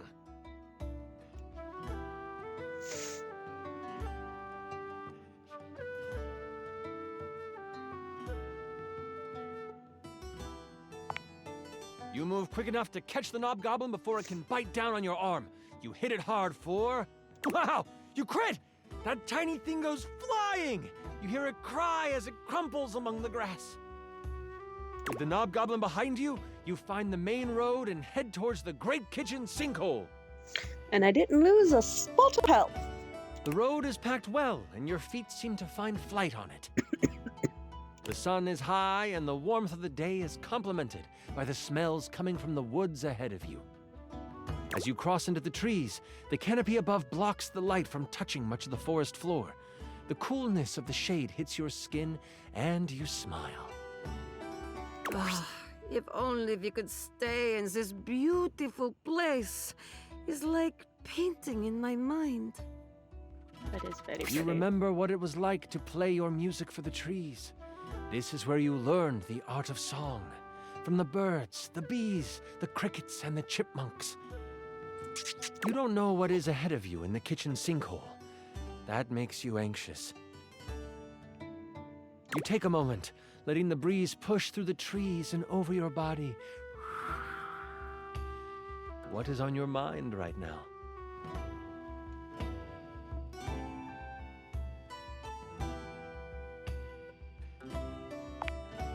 You open your eyes, looking around until you find a stump that is at a good sitting height.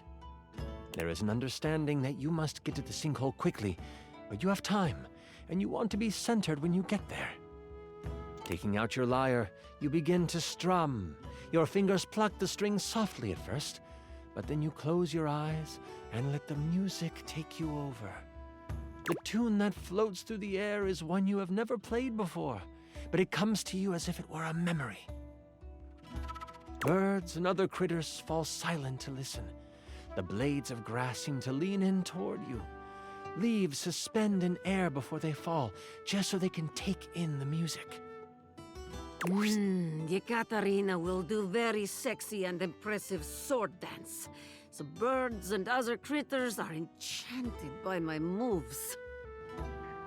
Please do. And then, a branch cracks, breaking you from your playing.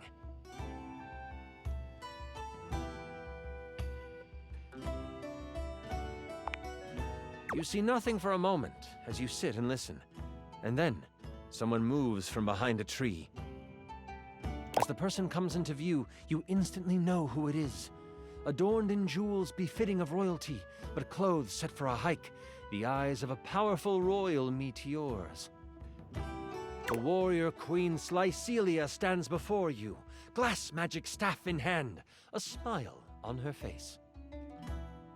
Fear not. I come with no harm in my heart.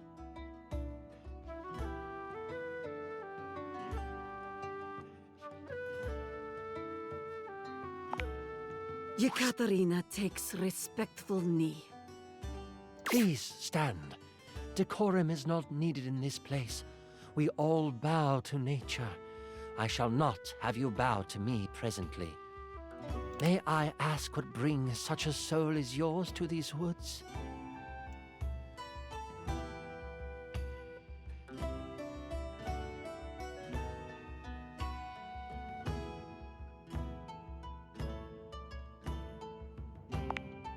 A true hero you will be if you help to save my precious boy. I have a confession. I did not trust the butcher block to have found someone who could accomplish the task. I was going to risk my life to save him. But I have heard your voice, and I can tell your magical song, when augmented to cause pain, could cut just as sharply as a blade. Allow me to accompany you. My crown means nothing without my child. With me by your side, the arcane threads of this world will be at your disposal as well. The more the merrier.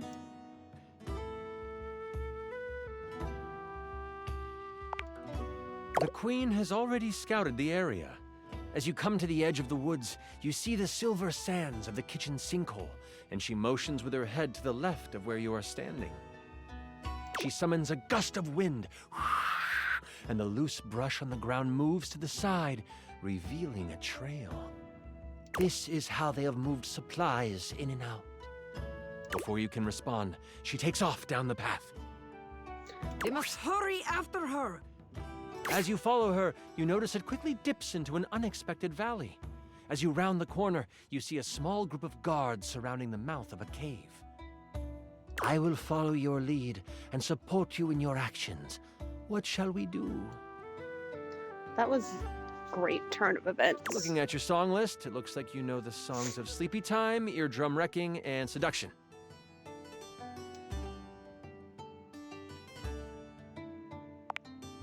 You strum the beginning chords of a lullaby.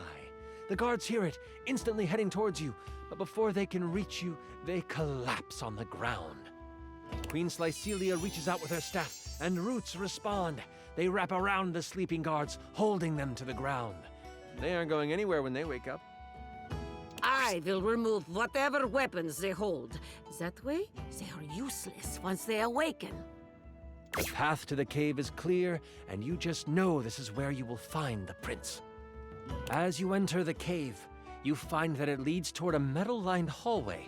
Red power bounces off the surfaces of the walls, and energy and heat push down the tunnel towards you. You start to sweat right away, nervous of what you will find. You look over to the queen, her face stern, her eyes focused. Somehow, the sweat rolling down her face looks complementary to her features. Suddenly, she stops. No, this isn't right.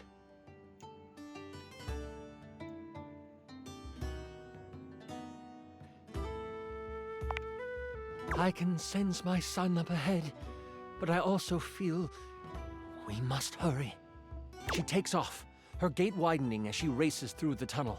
You struggle to keep up until you almost run into her as she stops at the mouth of a large room. She should be more careful. Blocking the exit is fire hazard. As you look into the room, you see the prince, but you also see the outline of someone everyone would know. It can't be, the queen says almost to herself. Cleaver, is that you? Hello, my darling. The figure rumbles as he kneels in front of a bonfire in the middle of the room. The queen has come to be with her king, yes? Drama. So, sexy queen is not single? Dasha! As the figure stands, you take in King Cleaver, king of the knives, as flames dance across his face.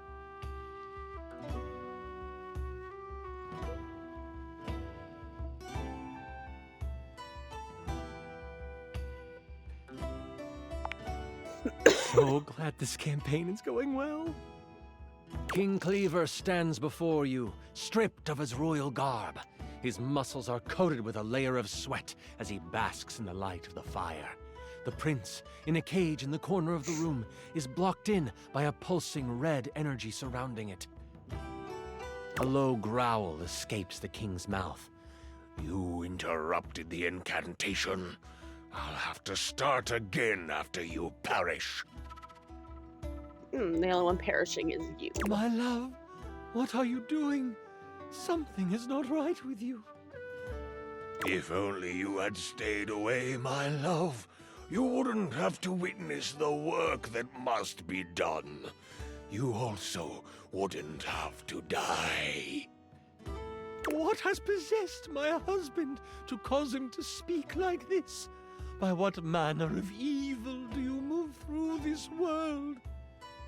The king tilts his head, still looking into the flames, and... before I begin, this is where I monologue. I know, it's silly, but I've been working hard on it, and I'd love for you to experience your first big bad guy monologue. I love a good monologue. They're always fun. Also, this is making me miss playing D&D so much. Do you know how long this realm has had a king? For millennia. Before history can be noted as beginning, this land has always been ruled by a strong-willed king. And not just any king. The only king. Me. The king turns around, and his face looks hollow in the firelight. His eyes are glowing with a sinister glow. The queen lets out a gasp and goes to move toward him. Your reflexes kick in before you realize it, and you put up your arm to stop her. She heeds your protest. And for millennia, someone in the royal line has vanished. Either at war or out at sea. Some tragedy has fallen to a young member of the family, and the kingdom has mourned for a time. But they have moved on. And queens would die, and kings would pass of a broken heart, and a new king would take the throne. Always some cousin or uncle from a small parcel of land no one had heard of. Always of humble means, always young, always handsome. Always me. And all I have ever needed is the blood of my line to rejuvenate me, and for my inner circle to make sure the butcher block failed in their search. It's a shame we only had one child, my darling. You could have kept the other one, but I need him sadly. Oh. I don't suppose you can keep on loving me after this, can you? A smile twists across his face. Absolutely not. I shall never love you again. What a pity. I guess you must die here as well. The king launches himself at you. What do you do?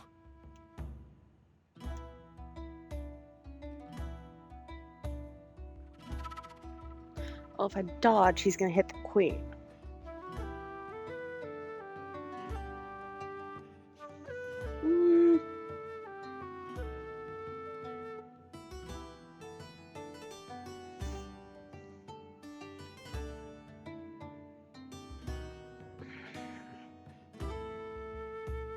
I'll take the hit, I'll take the hit. You whip around and shoot a sonic blast toward the king.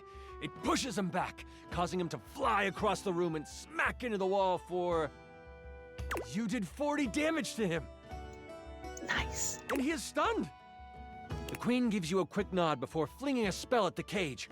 Her power serves as the final straw, as the energy dissipates and the prince is able to escape. The prince runs toward the queen, and they embrace.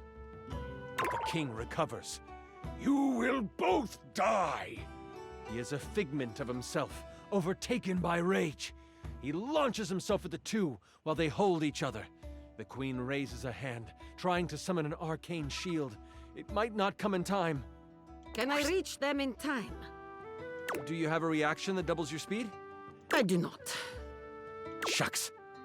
It looks like it is up to you, Miles. Yekaterina cannot help you. What do you do?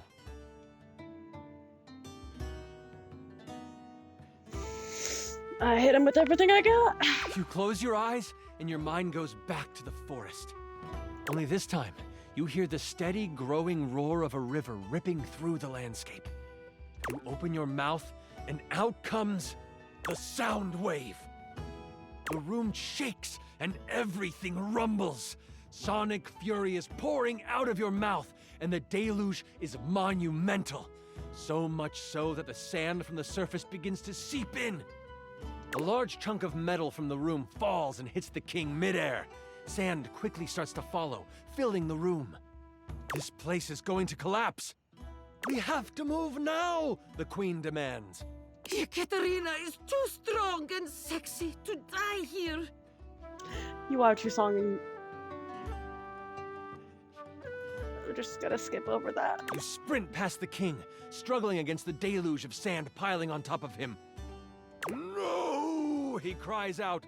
I cannot die here! And you shall. But you will, evildoer!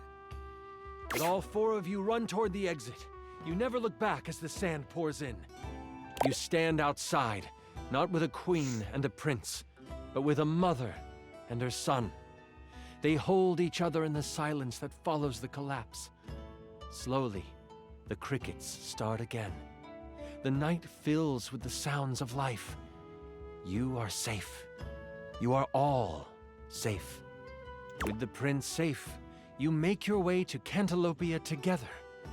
It is there that you find a member of the Butcher Block you can trust, vouched for by the prince. The news of the immortal king and his destruction spread. Many begin to question the position of the royal family in their lives and as their rulers. The queen, now free to rule as she pleases, works to make amends with those who have lost their faith in the crown. And you get what was promised to you. You are set up in the royal court. You play for large events and gain fame. But it is more the intimate moments where you are playing your lyre by the fireside with the queen nodding along, and the prince creating lyrics on the fly. Those are the moments you live for. For now, you want for nothing. You are happy. You are well. You are a hero. Thank you for running this beautiful game for us, Chance. I actually like that a lot. Ekaterina will live on in my mind. You were amazing. The way you just...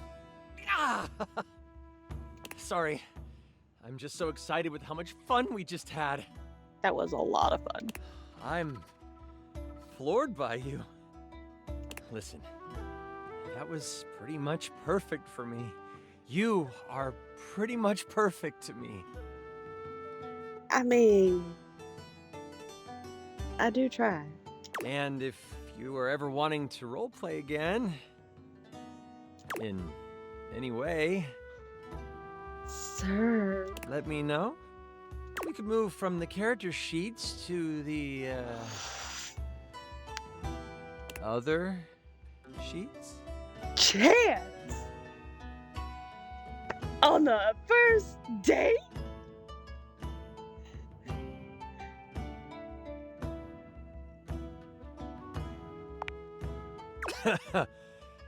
Yeah, I'd like that. Until next time, you mighty hero, I'll be waiting for your epic return.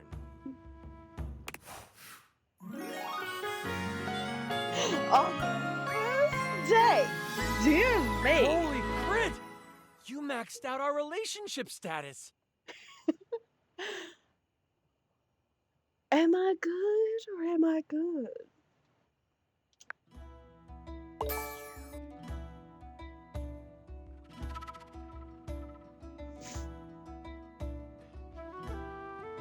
I guess I need to talk to Dante tomorrow morning.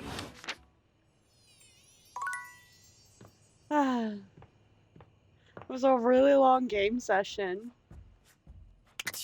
Talked to Chance forever.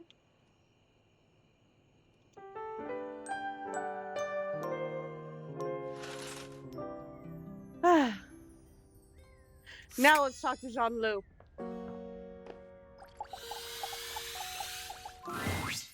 You are back! Are you ready to begin the test of rhyming? Or are you willing to die alone? Look, 2 talks and I got with Chance. I think I'm doing good. So, that red shirt, c'est fantastique. No matter.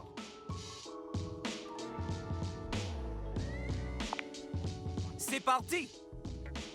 Okay, you have returned in time for the first test. This will be a baby game for babies, so Little Crapper can make sure you are not a little baby who he hates. Babies are full diapers, they are not ready for Little Crapper. Babies have trouble filling their lines in the choices below. They only have so many words before they fill the box, eh?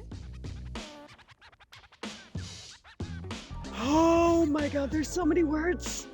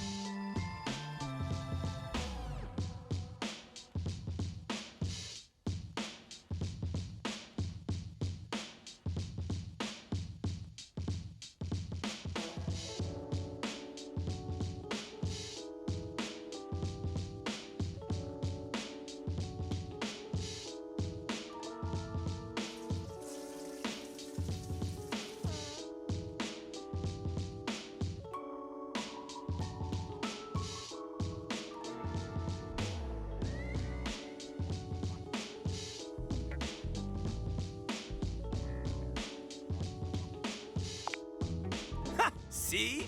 Look how tiny your presence is. A rapper needs big presence. They need to shout. Luckily, Little Crapper has an assistant for someone with a little baby voice like you. Jean-Loup? My voice can be plenty loud. This is Ballcock.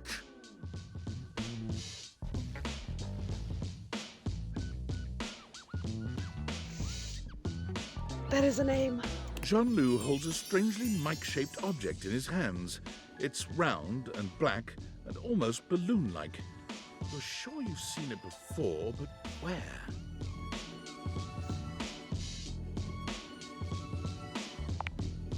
You know, the part of the toilet in the cistern. It is like a floating ball. That is the literal name of it. Well, I've learned something today. Look at Little Crapper's mighty hand. Watch him stroke his own Ballcock as he sings. Oh. Put it near your mouth and witness. I don't want that thing anywhere near my mouth. Okay, here goes. You have a big heart and tiny mouth. Ballcock has a big mouth and no heart. He is ruthless. Together, you will show Little Crapper that you can be a match for him.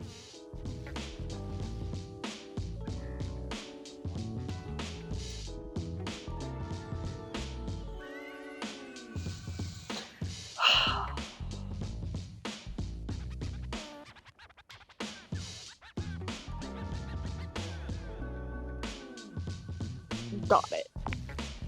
Okay, got it. Here is how the test goes. First, we pick a name to rhyme with. 1 syllable, easy. Little Crapper, he picks for you Jacques. Okay. Little Crapper will say the first part of a sentence. You will finish the sentence. The word you choose, she must rhyme, and she must make sense. Example. Yo, I know a lad and his name is... This is the part where you say Jacques. Jack. Okay, good, good. You are not stupid. We go. Remember, only the best can kick it with the Crapper. This is easy baby hours. Training pants stuff. You cannot keep up here? Pfft, you get out of his face. We begin. Yo, yo, yo, yo, yo, yo, yo! I know a guy, and his name is... Jack! Never in front, always in the... Back! Keeps his stuff in a burlap. Sack! Lives all alone in a tiny...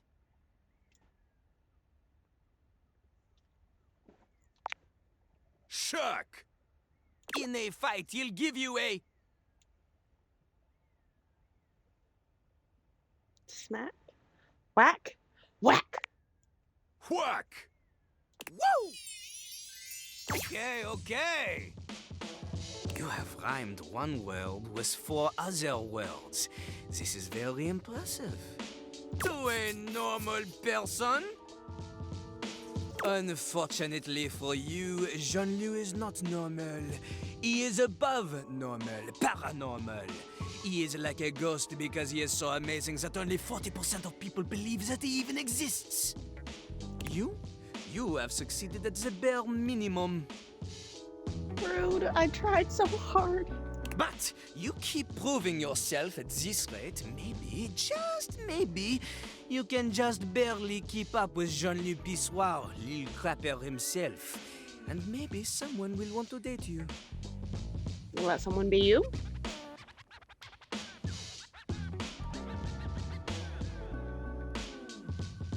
Are you? Hey, stop it, stop it! This is not like one of your kissless loser video games where you pick the flirt words and my portrait starts to blush. I mean, it seems like it is. This is real life. And in real life, the only way you can befriend the toilet is to prove yourself in a life or death rap battle! Almost anybody can do the basic rhymes for babies, but it is time for a real test. Meter and flow! For clarity, Lil Crapper is referring to lyrical flow. Not the kind that sometimes requires a plumber to fix because you think you can flush any kind of paper down Jean-Louis. Toilet paper only! He does not want your wet wipes, Zosa for the garbage can. Pah! If you need something more to wipe the buns, install a bidet.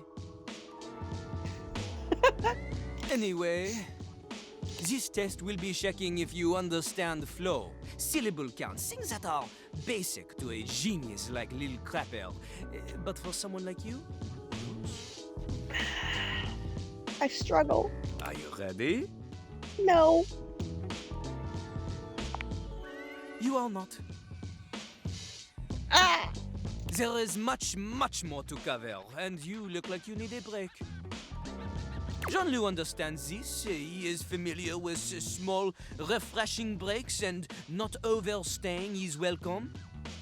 Return again for more crapping. Okay. What would you guys like now? Surprises? Somebody new? That is a surprise. Somebody we've already talked to.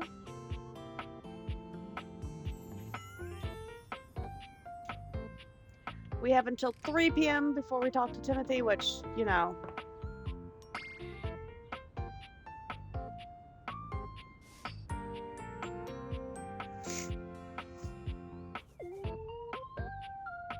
Surprise, surprise, surprise, surprise.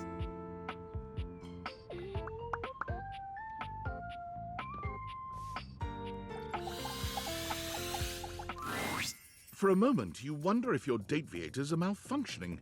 But no, the fashionista standing before you is just that dazzling.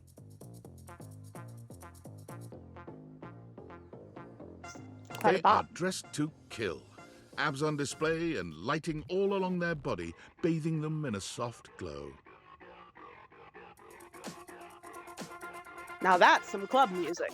A ring of light surrounds their perfectly coiffed blonde hair, giving them the appearance of an angel, and perfect lighting no matter which way they turn.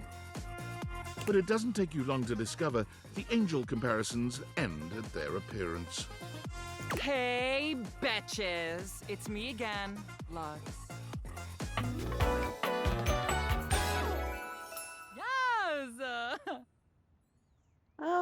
he's a twink.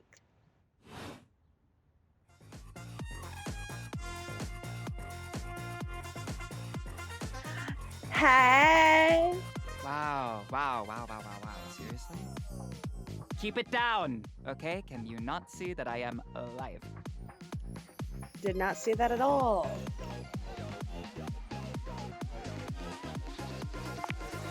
So, anyway, like I was saying, Lexies, this product is literally perfection. I can use it to cleanse and conceal any lines or wrinkles or unsightly blemishes on my glass. This tramway activated air is ungodly good. So you're the one that brought it in. Literally letting the light literally shine out. I can...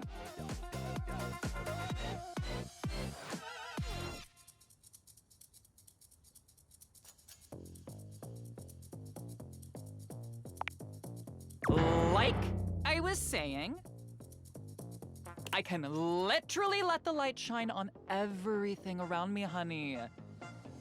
And be the brightest example of positivity, peace, love, and joy. Like, when I use it, I can actually, literally feel myself glowing.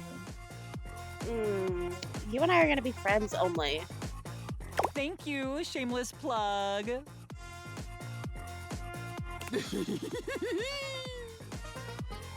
Okay, that's enough. Plug G, T, F, O. Okay, betches and bros. Stay golden, stay glowing, stay light and bright, and I'll see you next time.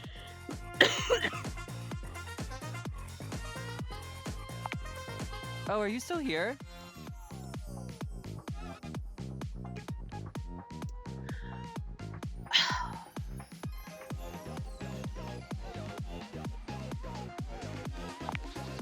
Yeah, don't worry, we won't miss you. Ugh.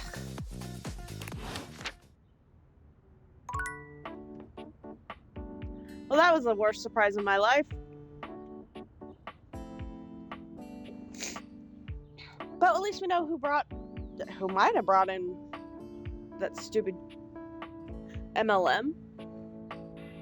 All right. Is it 3 yet? It is.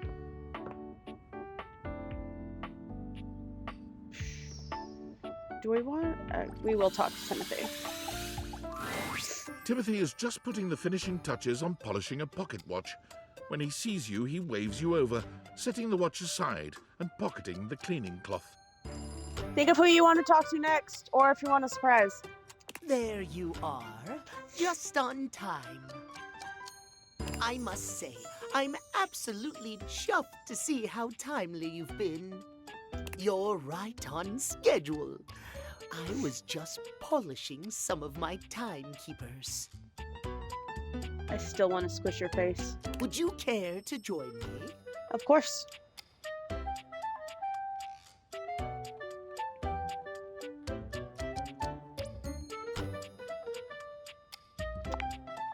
What do you mean?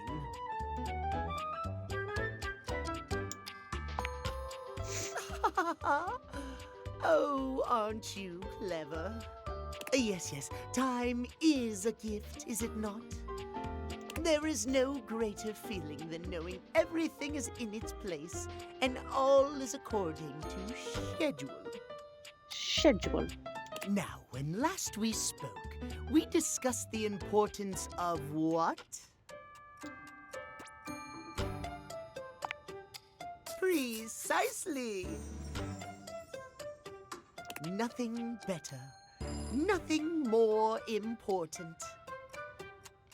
The biggest lesson here is that time, above all else, is the first thing you must consider when it comes to love. But there are, of course, other things to consider. Having a schedule for your date is imperative to ensure you are using every moment with your lover correctly.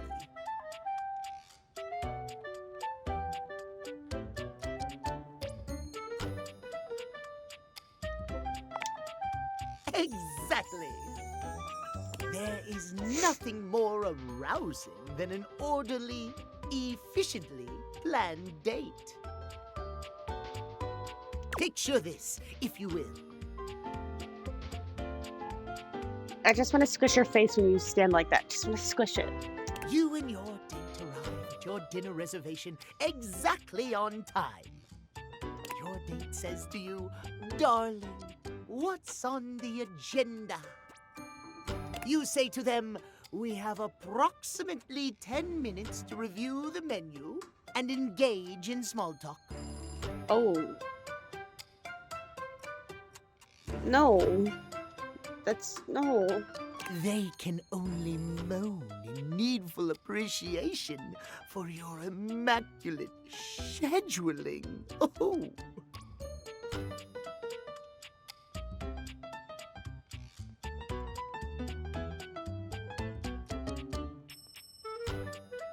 Sir, no.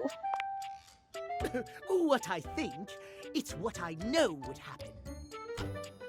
Why, it has happened on every single date I've ever been on.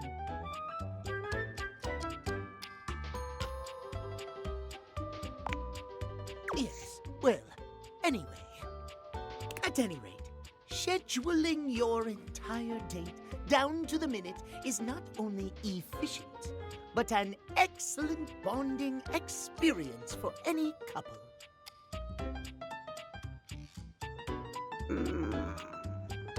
So let us practice now. You have asked me on a date, and we have both arrived on time. As we are seated for dinner, I look deeply into your eyes and ask you about tonight's agenda. You say?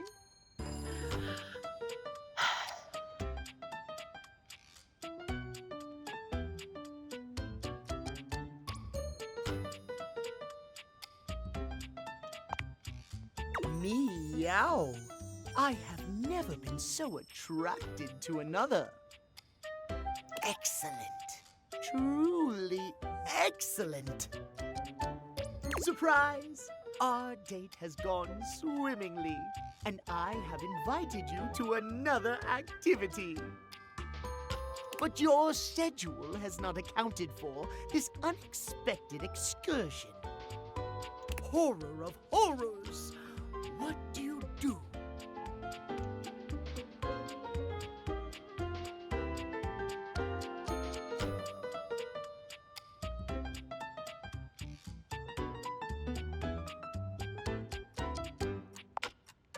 Well, I suppose that could work, but it is certainly not something I personally could accommodate.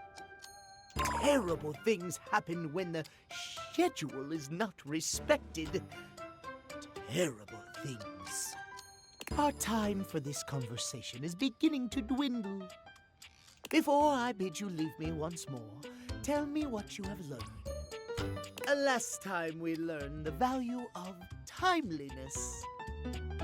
Today we learn the value of scheduling. Precisely! Scheduling! I would so love to talk to you at length about crafting a proper schedule, but I'm afraid my time runs short. If you wish to continue our talks, return to me at 9 p.m. As ever, no sooner, no later. Farewell. All right. Also, staring at Davon was awful. Have you picked out where you want to talk? Who you want to talk to next?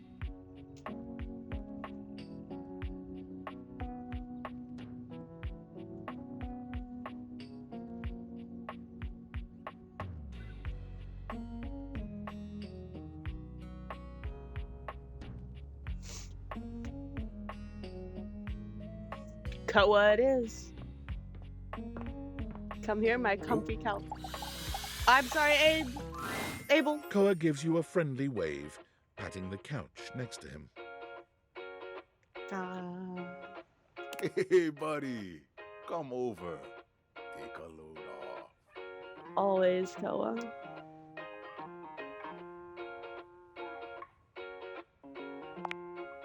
No worries. just come get comfy. You take a seat next to Koa, and even though he says nothing, you can tell that he seems happier just to have you here. He closes his eyes, a small smile on his face.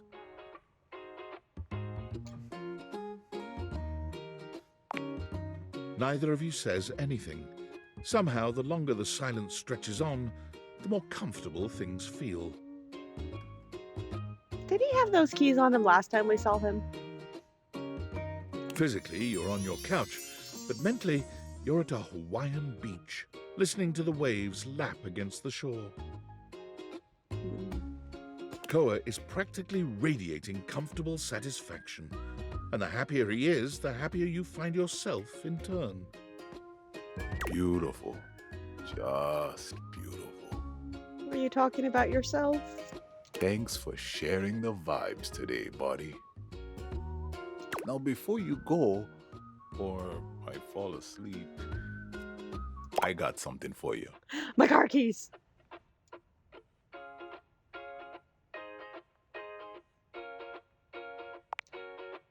Sure did. You haven't really been going anywhere, so I wasn't rushing to find you and give them back. But us being cool felt like you should have them back now. I love the kitty charm.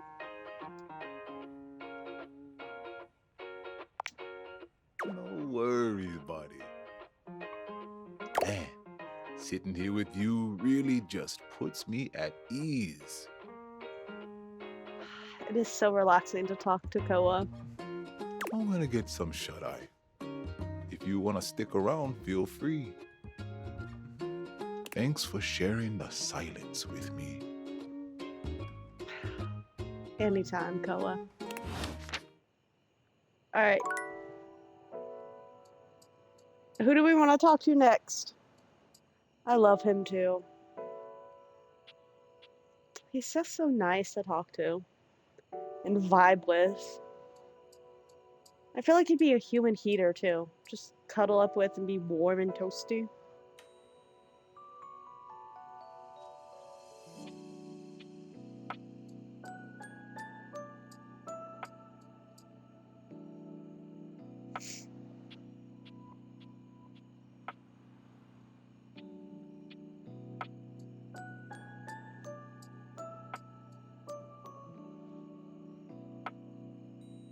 Comfy vibes all around.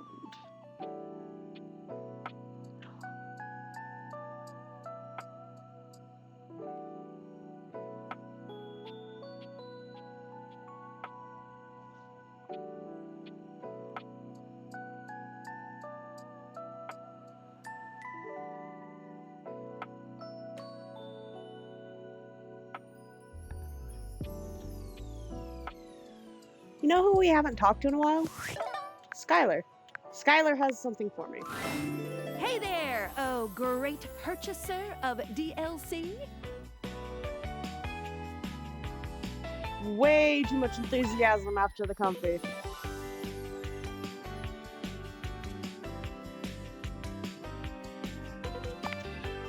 Perish the thought. If you're wondering where those extra datables are that you purchased, fear not, for I can guide you. Oh. You can tell me where Lucinda is before I find her? Oh, thank God. The first one, Mikey, is really easy to find. He's the neat little treasure chest right next to your bed.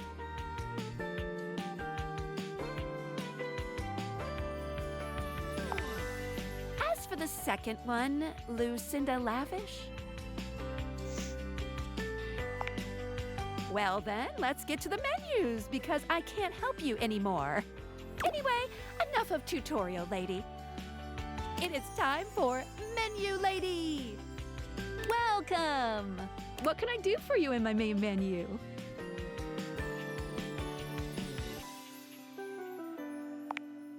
Right this way.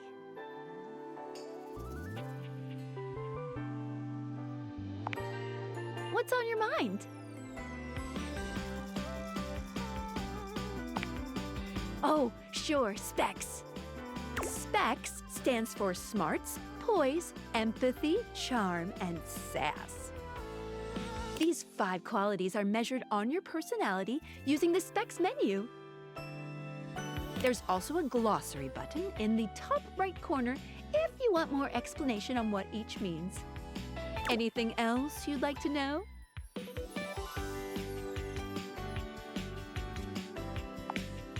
They are. Or at the very least, you get something fun out of it.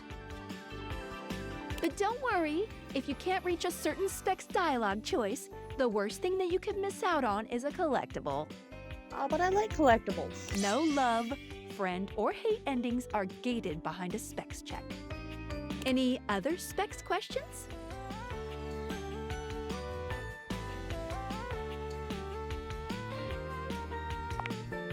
Anytime there's a first-time change in relationship between you and a dateable object, you will be rewarded with 5 specs points in 1 attribute. Think of it as you growing in experience dating a vast array of personalities, each with something to give you. But don't think you can just keep switching between relationship statuses on the same object over and over again to get a lot of points. Only the first time there's a change from neutral will there be any specs awarded. Any other specs questions? Oh, so you can't go from friends to lovers? Oh.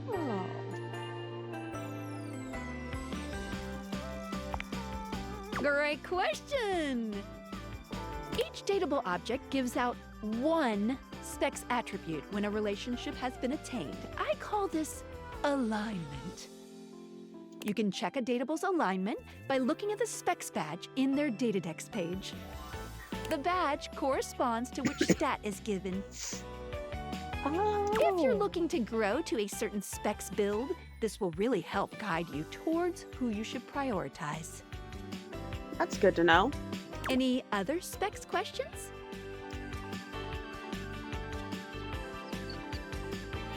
We're good on specs. Anything else you wanted to know about features? Collectibles are delectable. Collectibles are the funny little images that appear as datables talk to you. What are you curious about?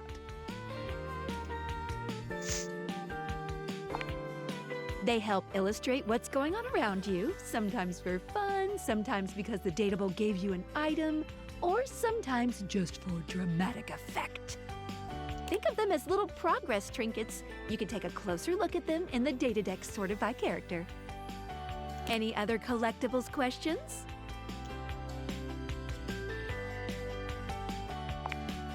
A lot. Each datable has at least 3 to give out, but one has up to 33. Right. Sassy chap himself. That's way too many. Any other collectibles questions? Well, of course, there's an achievement. What are you thinking, man? But honestly, I don't care very much if you find them all. They're just there to give a little extra flavor to everything.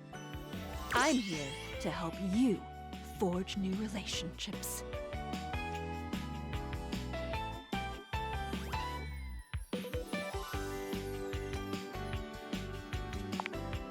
No, unfortunately, that's not possible. At a minimum, it would take 3 whole playthroughs to find them all. Fortunately, New Game Plus tracks your collectible collecting progress. New Game Plus, you say? Well, I know what I'm doing. Any other collectibles questions? Anything else you wanted to know about features?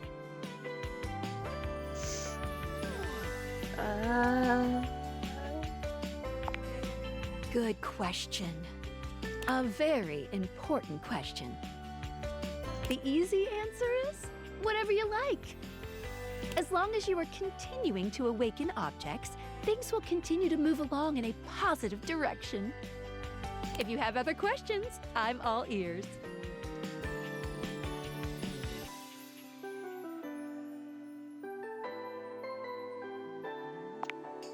No matter what you do, you will always be able to find every single dateable here. Except for one very specific instance, but you will be very clearly warned that that's the path you're going on. Oh, so that's an interesting thing. Any other questions about what you should be doing?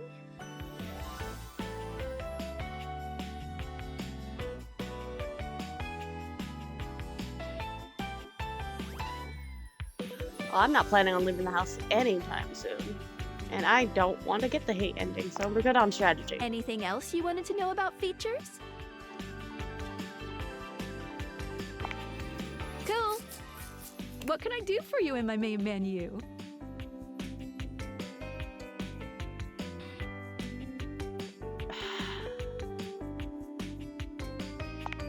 I don't want to ask that. Let's. There's lots I can chat about. Me?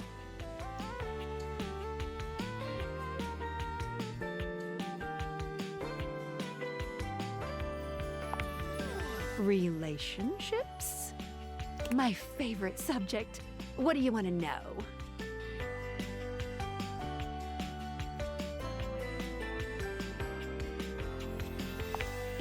Oh, you want to date me, eh? It's possible, you know. You just have to ask me about myself.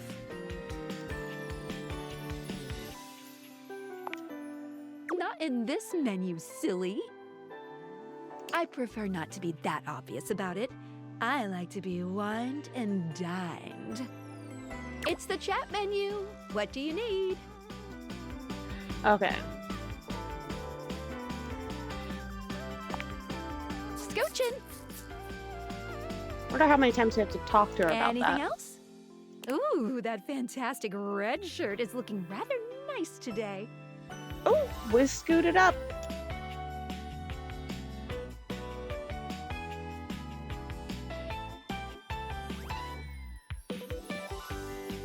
I don't want to realize you yet.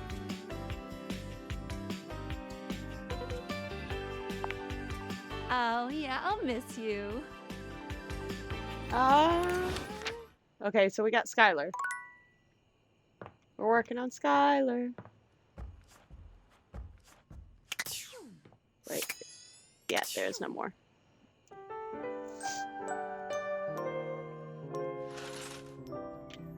Alright. Oh wait, am I supposed to talk to Mikey every day?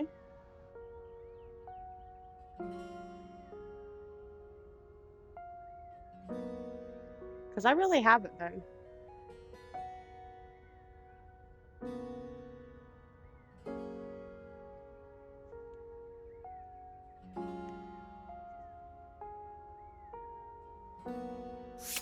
Well, who do we want to talk to today? Surprises? People we already know?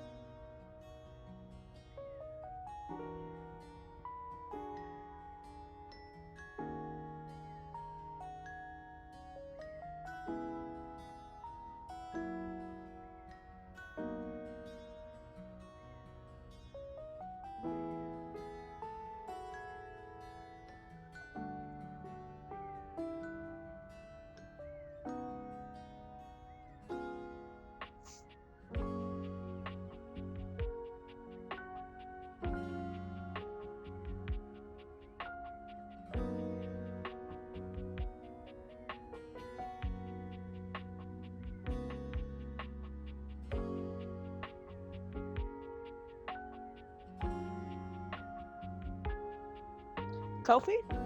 Go talk to Kofi.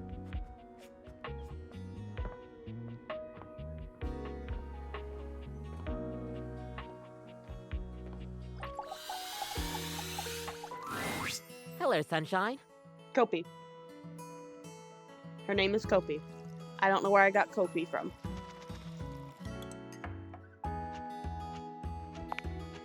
Abel? My sturdy cowboy. I've known Abel for some time now, and I'm not surprised he sent you to me. He's a solitary type, but if you asked, he'd give you the cloth off his table. Why, he holds up practically half the house without a word of complaint.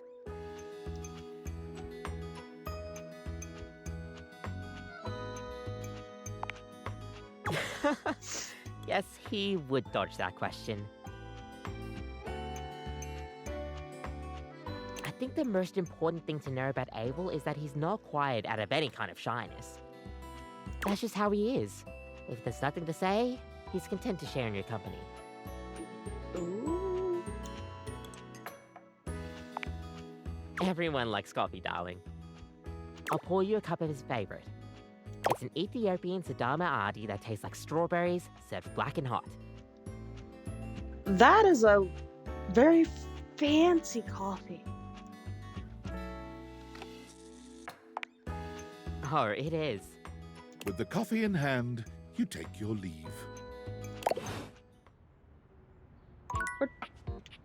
I guess we're talking to Abel. Please be Abel. Hey there. Abel, I Get got a chance coffee. to talk with Kopi? I do, and I have coffee.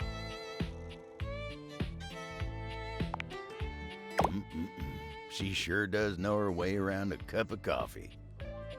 It was short and sweet. At least we got to talk to her, unlike Johnny. Poor Johnny. Should we talk to him after this? Thank you. I needed this today.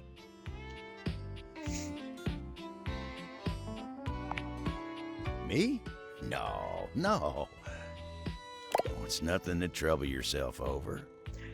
Look, I trouble myself over a lot for quite little. So what's bothering you? I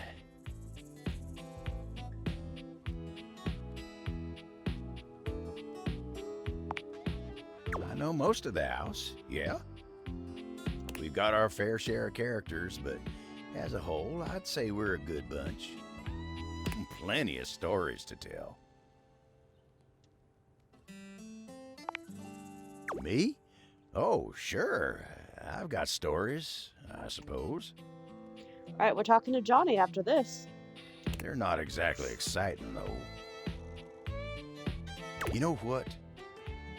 You want exciting? You should talk to the captain. Who's the captain? Why, I swear he's seen it all. Why don't you go ask Captain Jacques about his time on the high seas? No, Jacques? We can talk to Jacques. Why do I feel like there's history? Short and sweet talk again. Alright, we're gonna talk to Johnny. Hopefully we can actually talk to Johnny. My love has changed my whole demeanor. Why's my old hound dog gnawing on my femur?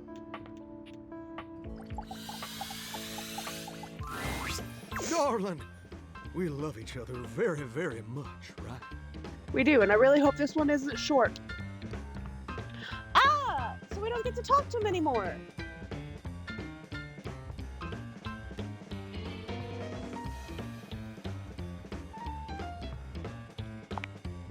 Oh, I see.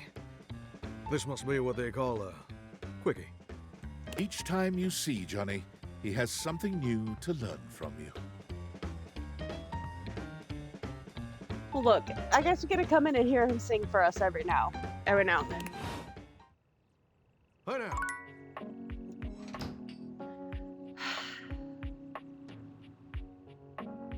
I'm just sad. Sorry, Dorian. Didn't mean to run into you.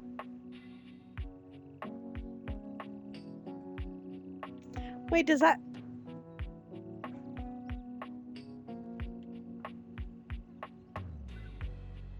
Oh, so does it mean we don't get to talk to Freddy anymore?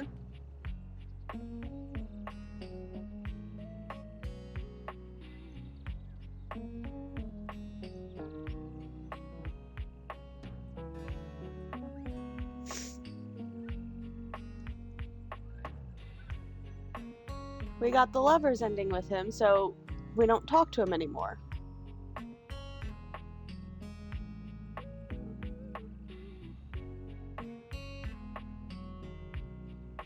Well, that's just sad. Who do we want to talk to now that my heart is full of sorrow?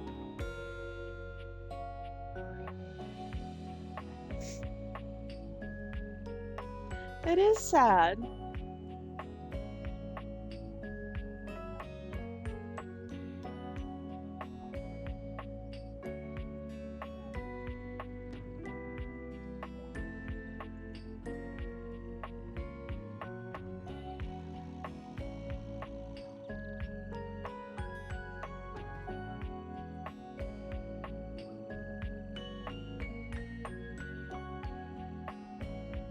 Oh, right, we have to go talk to Sophia. I was so sad thinking about... Oh, I wonder if that's why...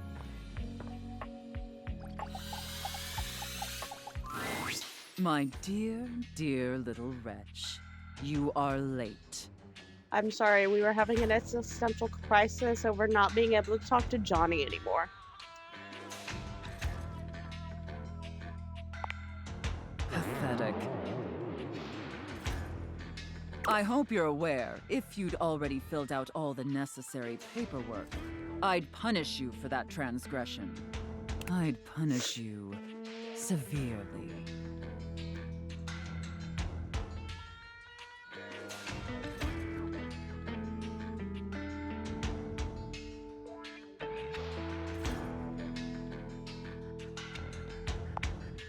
God, must you prattle on so incessantly? That is one of the key features about me. Listening to your pitiful yammering is like nails on a chalkboard.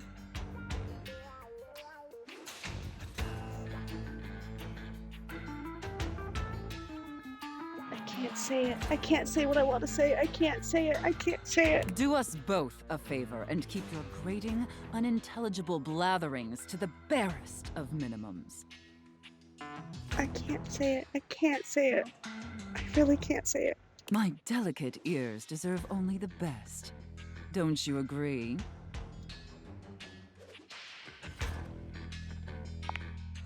Not to interrupt, but quick check-in.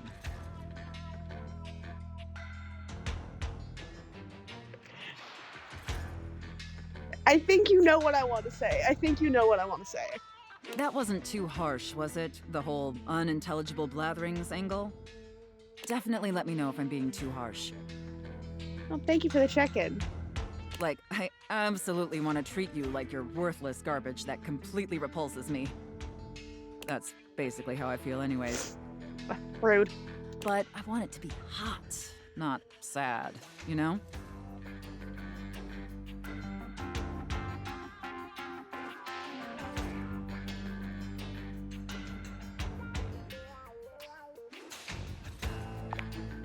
Enough flirting. We have business to attend to.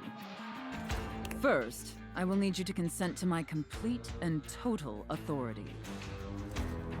I'm here, so I mean I automatically do so. You will surrender yourself to me, making you compliant, dependent, and subjugated to my will and my will alone. I came to you, so yes? Do you consent, wretch?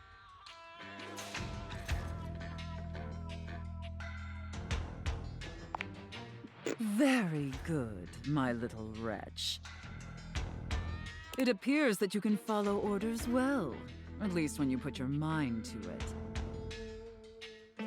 That will suit you very well in your new position. And if you keep doing as I say, perhaps there are some other new positions we can try with you. But first, your mistress has another demand. As you now have responsibilities to me, I too have responsibilities to you. And above all else, it is my responsibility to ensure your emotional and physical safety. For in order to be fully subservient to my needs, you must feel fully secure. That said, in order to ensure the safety of my compliant little wretch, it's necessary for you and I to have a safe word. This is of utmost importance, especially since I am, after all, a safe. Am I gonna remember this word? Most likely not.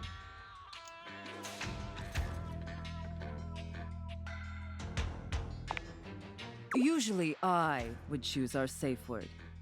But since you've been doing such a good job today, and because I'm feeling particularly generous, perhaps I'll let you pick. Do you have one in mind?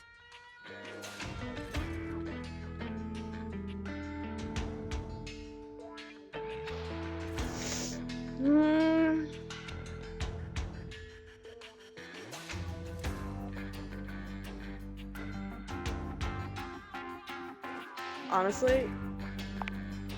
Your safe word is safe. Oh, I love that. That's such a sensual safe word. Did my little wretch come up with that all by themselves?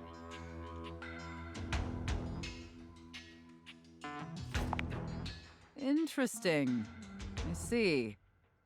Maybe there's more to this pathetic little wretch than meets the eye.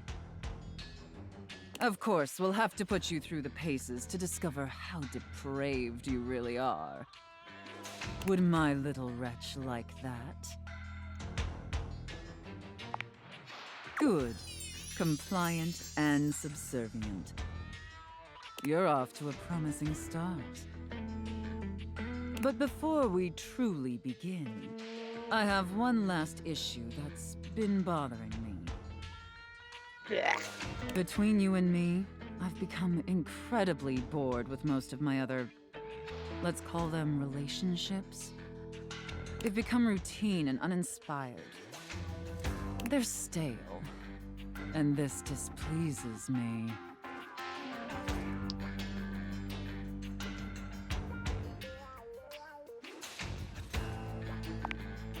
It's all right. Look, we don't say much. We don't say much. Lucky for me, you came along at just the right time. It affords us an opportunity to experiment with something new.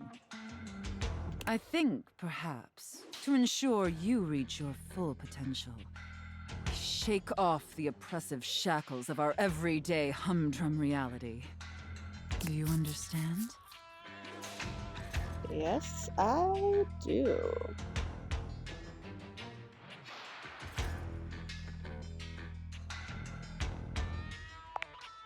Your devotion and enthusiasm towards complete subjugation is utterly intoxicating. But no. Let me try again.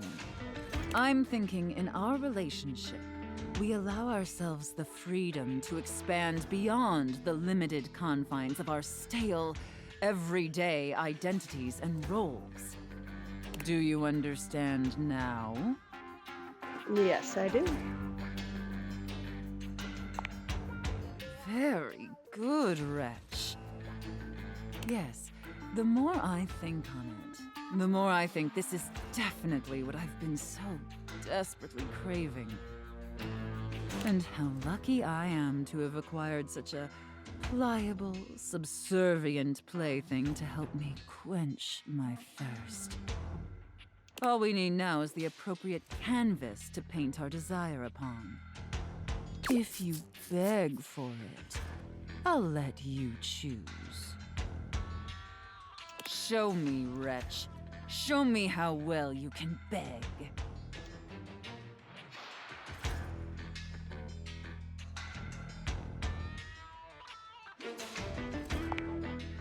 So utterly pathetic. I really shouldn't reward you for debasing yourself so pitifully. However, I do so love the sound of begging. And because you did a satisfactory job, I've decided to grant your request. So, wretch, out of these 3 tantalizing scenarios, which do you think your mistress would enjoy the most? Chef and prep cook, Santa and elf, and finally, IRS auditor and small business owner. The IRS.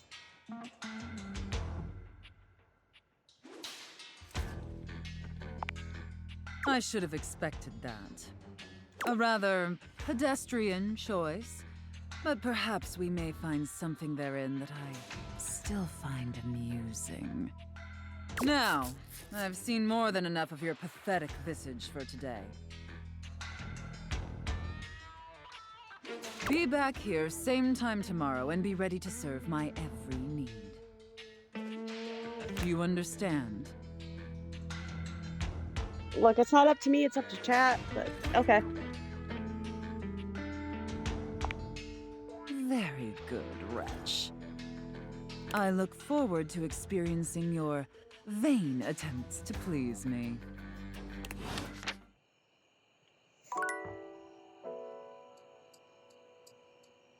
Well, that was an experience. Who shall we use? What shall we use the last charge on? Who? What? Should we talk to Dante?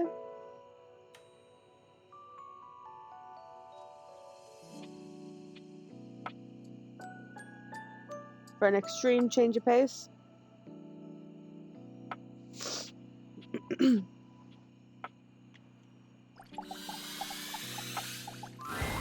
Well, well, well. The enigmatic Amber returns for another lesson. You ready?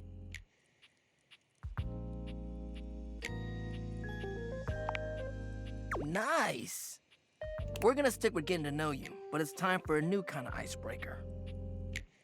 As you might know, ice sucks. It's a little chilly, but you know, it doesn't suck. So we gotta break it. That's a vacuum cleaner's job. First off, what's the worst way to get someone's attention?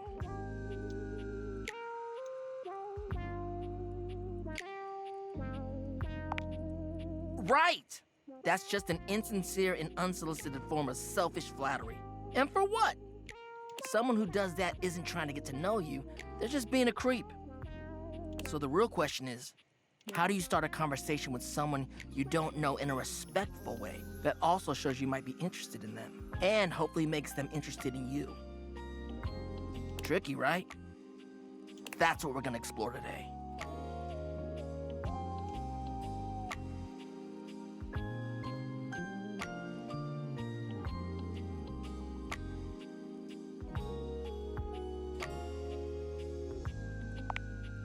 You ain't lying.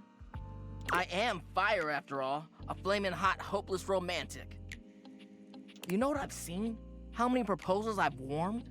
First date flirting in the living room, Valdiva flicks and chills, wine night cuddle sessions, bearskin rug rubdowns.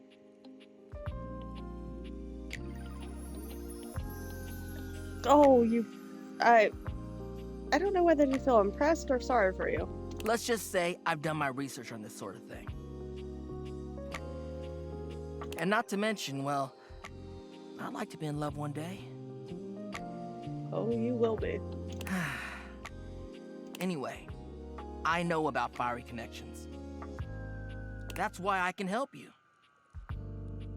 But nothing could happen without the icebreaker. And the icebreaker is observation and interest. Right. It might seem basic, but first you gotta notice them. But not just that. Can't be like, oh, they're hot, I'm gonna go talk to them. Nah, yo, you gotta really take them in. What's their demeanor? How do they look? Are they with someone? All that and more. Then, use the information you glean to guess what they might be interested in, and lead with that.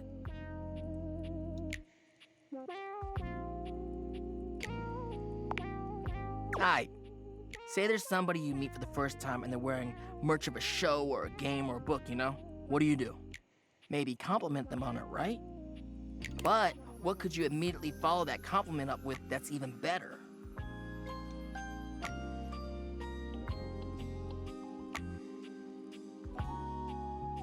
Favorite character? That's a good one. Smile, gently ease into the topic, and you can build a great rapport with them really quickly. So, you learn about, or even better, share in their interest. Make them excited about it. Start that connection by talking with them about what brings them the most joy. What better way to build a friendship?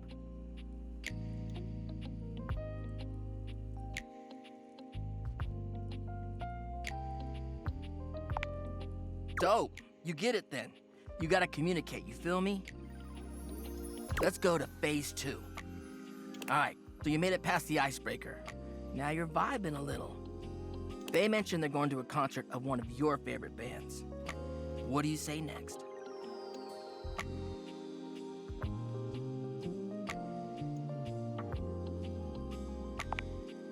That's what I'm talking about, playa. Keeping it nice and casual and taking an interest while showing interest. Smooth. If they say no and they don't really have any friends who are into this band, let them know you might be down to go if they want company. If they say yes, maybe just tell them you're stoked for them. Don't want to seem pushy or self-inviting. Get to know them before getting too personal.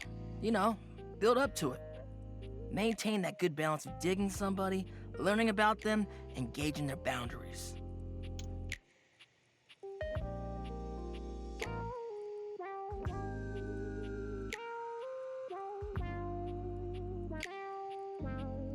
I need just a little more sass. I need to find somebody who's got sass.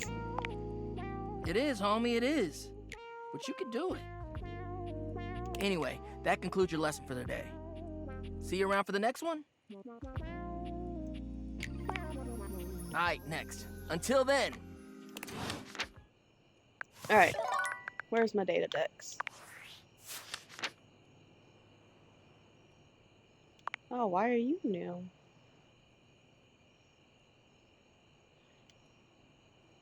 Oh!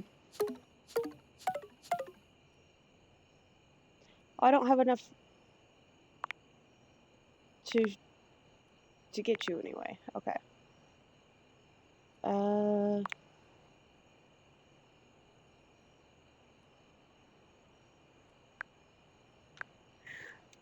that's so adorable. I love his little picture.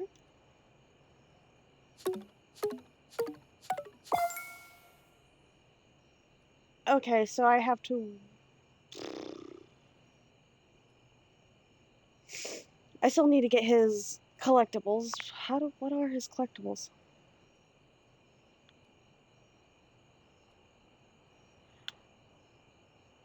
Oh, we're not gonna break his trust.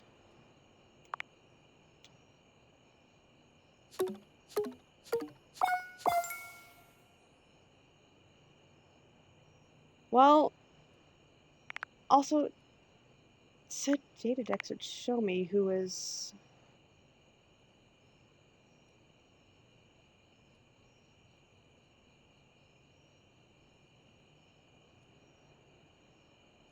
You know what? That's something for another day. Because now I'm confused.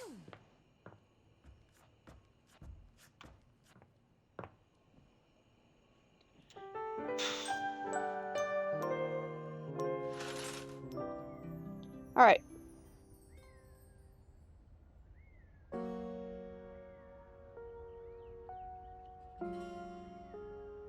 We want a day of surprises or talking to people we already know. Mind you, we know a lot of people now.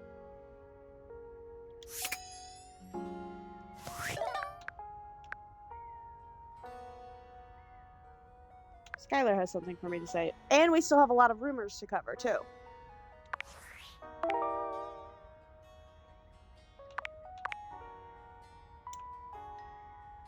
We have all these rumors.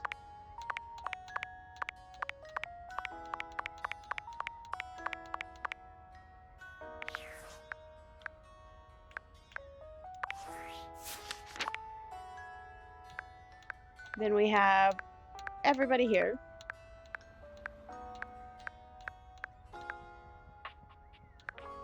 You want a surprise? Surprise it shall be.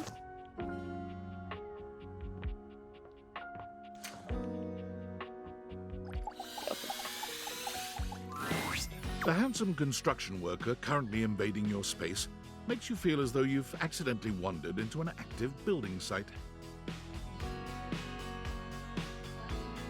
If he's there, I'll wander into an active building site any time of day. He holds up his hands to stop you from going any further, glaring at you as he looks you up and down. I mean... Whoa! Where do you think you're going? Anywhere that has you in it.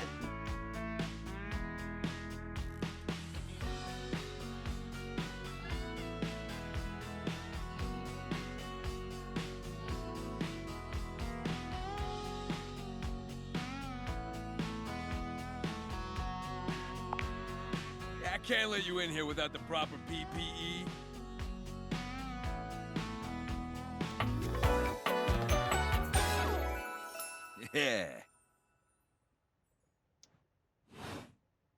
Tony puts his fingers to his mouth and whistles. Hey, oh, get him out of here. No! Your hard hat, your boots, your high-vis vest. Come on, this is a job site.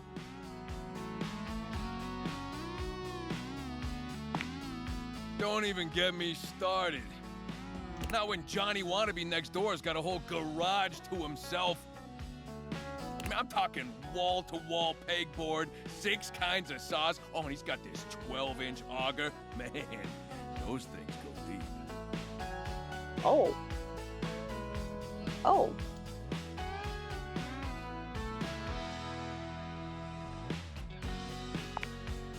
Man, you're telling me 1%ers, right? Can you take the hard hat off more often? Look, all I'm saying is I want a little more space, too. You know, for entertaining. You can entertain me.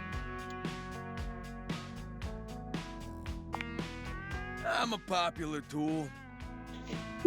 It's always, hi, Tony, this, thanks, Tony, that, or Tone, my ass is leaking. That was not a statement I was expecting. Jean-Loup. I asked you not to tell me. Incontinence. You didn't hear from me, though. HIPAA. Sir. No.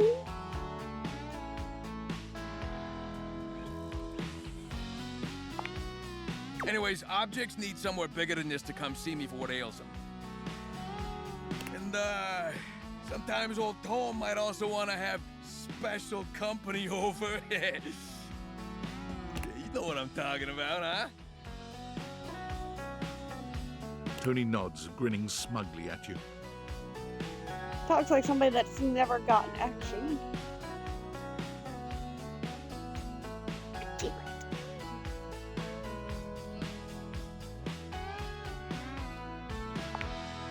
You know what I'm talking about.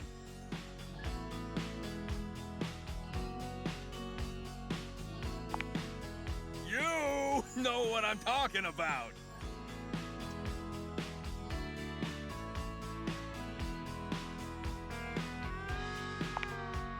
You know what I'm talking about, yeah.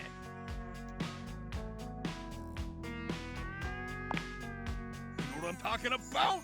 Woo! Okay, this one's fun. Tony nods at you. You nod at him. And you nod at each other, both entirely pleased that you each know what the other is talking about. So you get it. I need more space. Space for all sorts of things I may or may not be insinuating.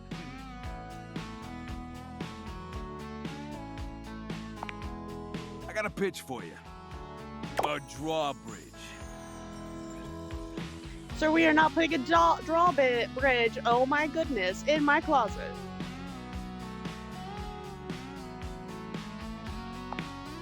Think about it.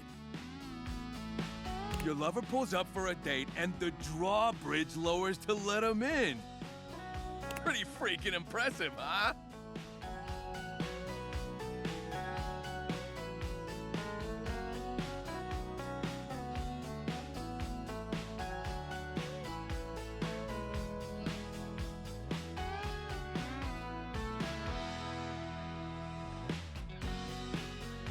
I mean, that is impressive.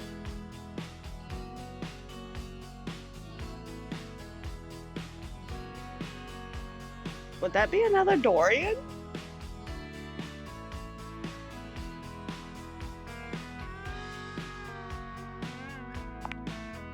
You're damn straight.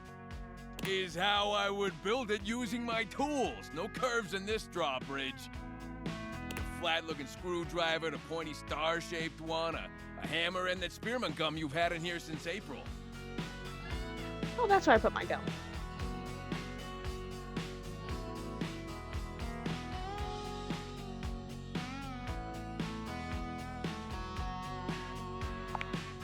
Absolutely.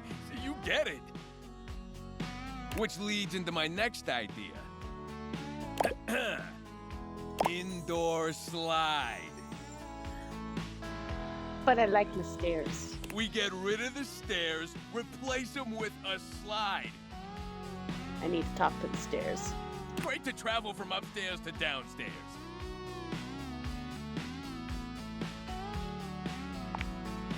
Way ahead of you. All us construction guys do this. It's an industry standard. You ready? Grippy socks.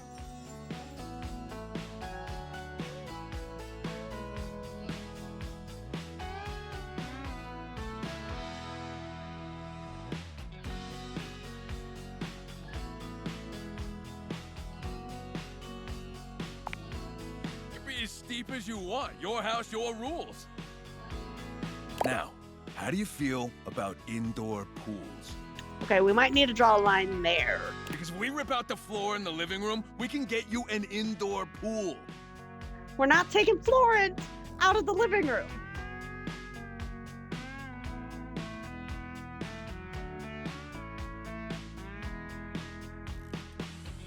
Of course it is. But that's what the chewing gum is for. Sir. You just stick some of it in the outlet holes, and Viola, it's now all shockproof.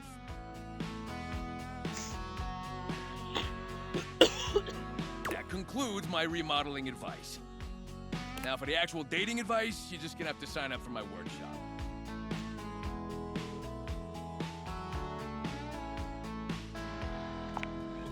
Oh, you better believe it. I'll be paying real close attention, so you better make sure you're taking notes. I'm gonna make it real easy for you. You wanna take my workshop, all you gotta do is show up. No paperwork or nothing. Now, I don't mean to hustle you out of here, but I gotta take lunch. Union rules. But you can come back later and see what we can do. You know, help you fix up your romantic affairs.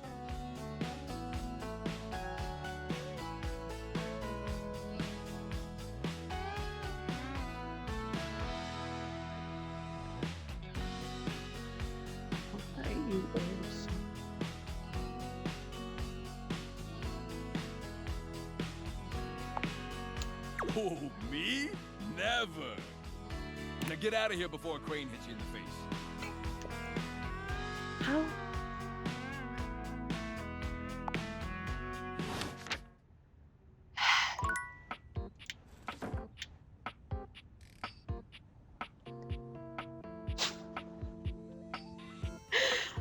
Well, that was an experience.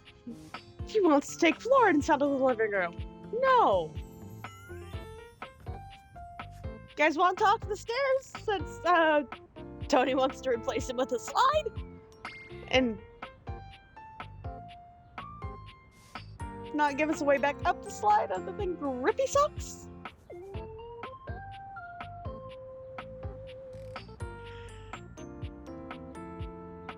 Or do you want someone else?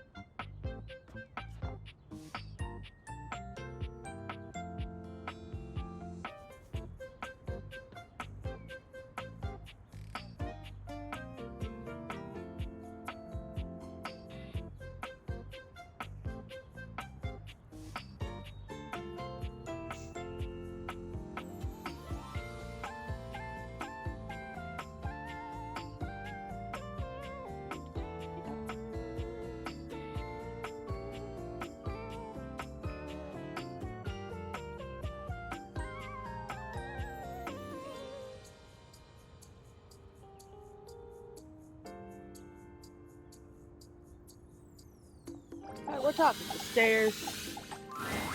A distinguished beauty greets you with an elegant wave. You never really thought so many hard corners and angles could be soft and graceful, but she's really selling it somehow. Oh, hello, dearie.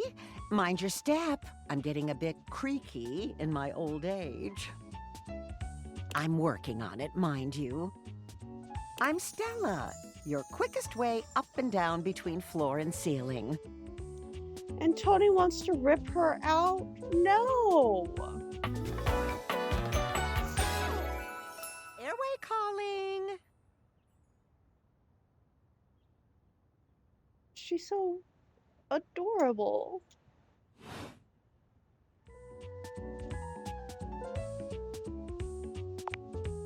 Well, aren't you a sweet summer thing?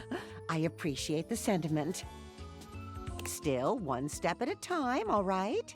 Just in case. And step and step and step and step. At least, that's what they say.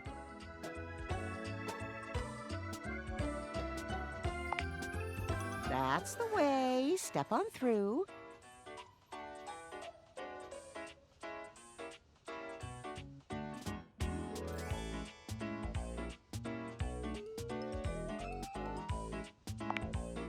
Oh, but you've got to dream big, you know? Hustle, I believe is the word.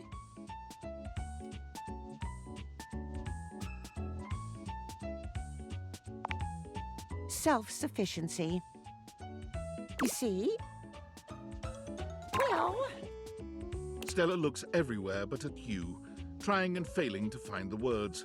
Eventually she sighs, plucking up the courage from somewhere within her. Truth be told, I'm starting a business. She gives you a nervous but sweet smile. What kind? Well, it's, a lot of things, but I'm focusing on a new release right now.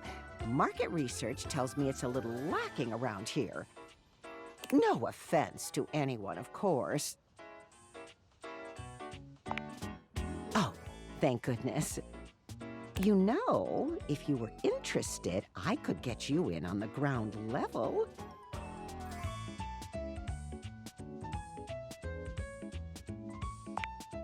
Oh! Stella looks almost touched. Really? No one's ever said that. Well, now I'm all a bit frazzled. Sorry, dear. I'm very grateful. It's just, I've not gotten this far before. Let me check the booklet.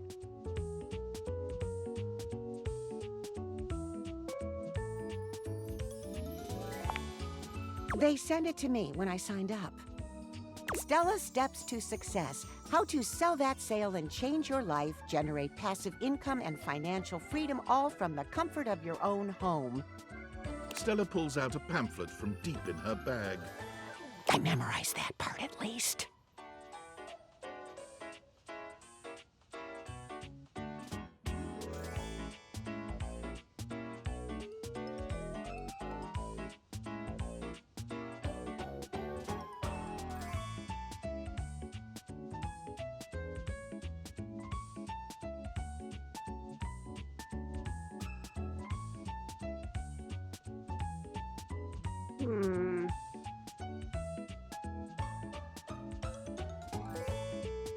Keep this going for a minute. It does, doesn't it?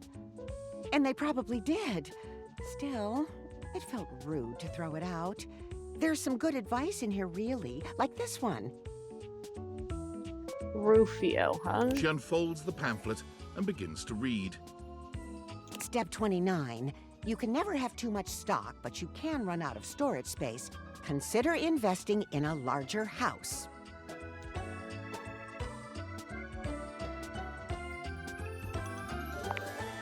Well, it is a little bold, but maybe that's what I need. Bold. Oh, I really have gone off track now, haven't I? Booklet or not, this is a mess. Look, dearie, I'm so sorry to ask, but could you come by again someday soon? Give me another shot. I'm still working on my nerves. And there are really a lot of fancy words to learn. I'll throw in a free sample. Gotta get rid of them somehow.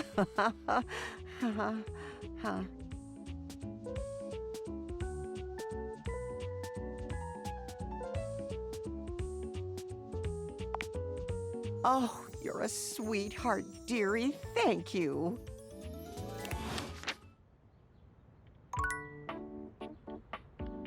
Now who's Rufio?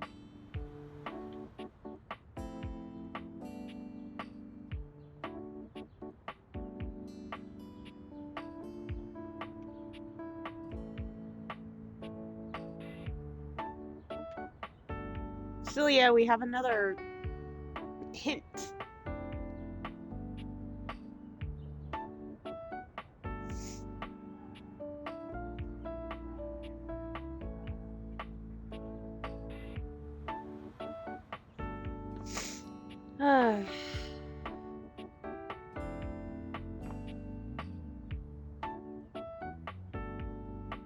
Who shall we talk to next?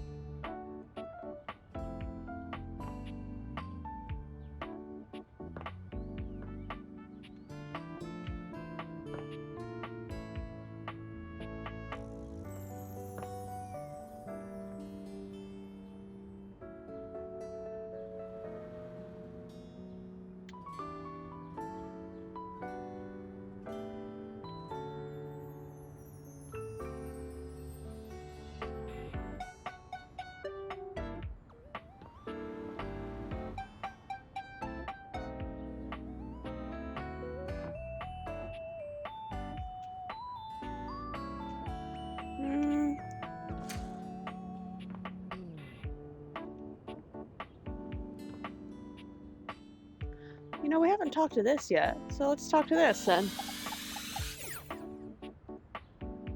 Oh, Lux?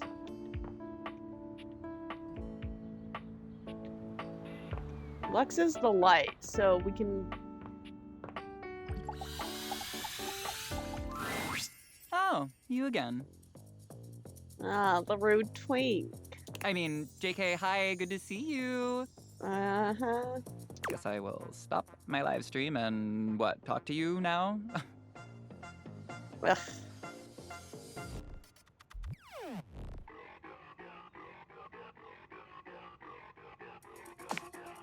Yeah, for my fans, Obvi.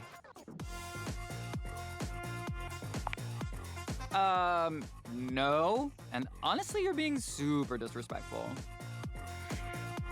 We don't use that word anymore. We use the term influnker. Incandescent, naturally flavored, like unbelievably naturally charismatic entertainer.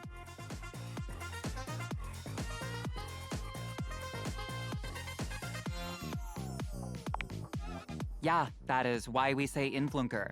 It's like literally so much easier.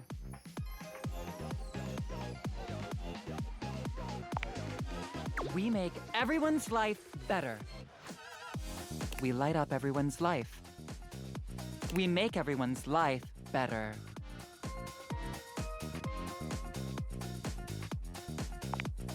By giving them valuable tips and life lessons, Api. We tell fans what to wear. We tell fans what to buy. We tell fans what to think. And we tell them how to feel, among other things. It's super helpful and literally necessary. No, it's not.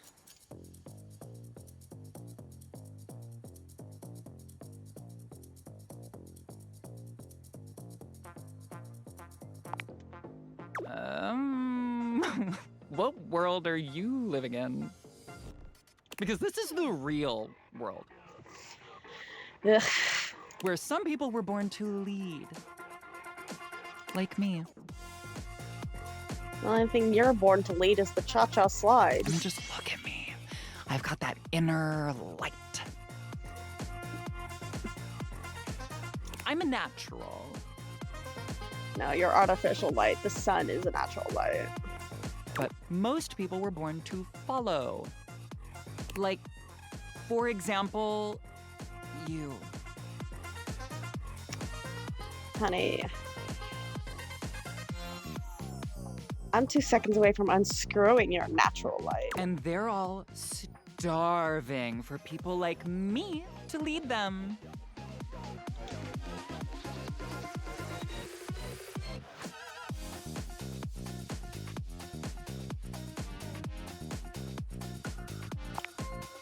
Oh, really? Prove it.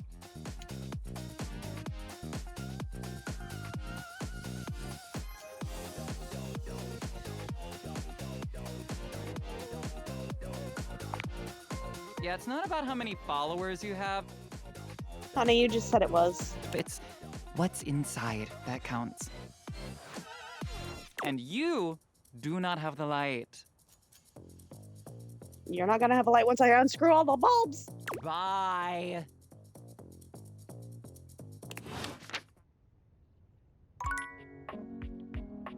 I think we need to talk to Koa now. Nope. Sorry, Abel. Should we talk to Koa?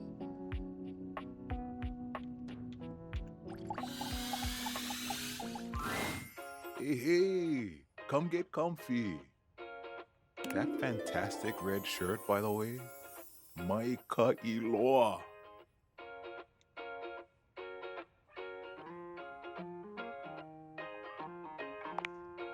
You too. Koa stretches his arms out over the sides of the couch, smiling warmly at you. You're starting to get used to this routine.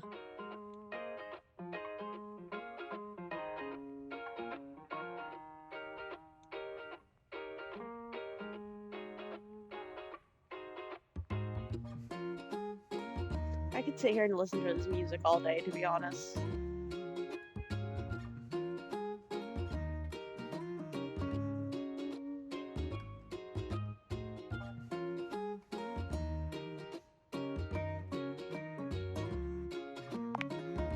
Me too.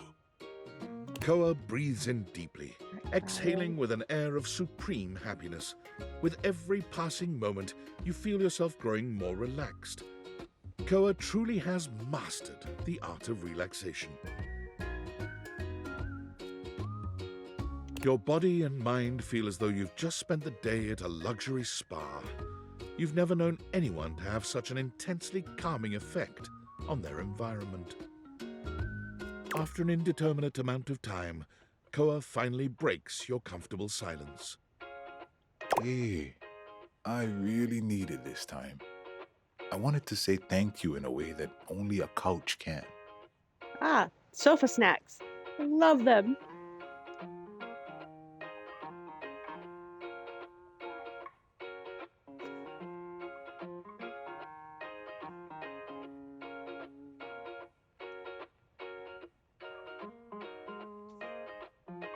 Couch snacks. I would love to get some couch snacks.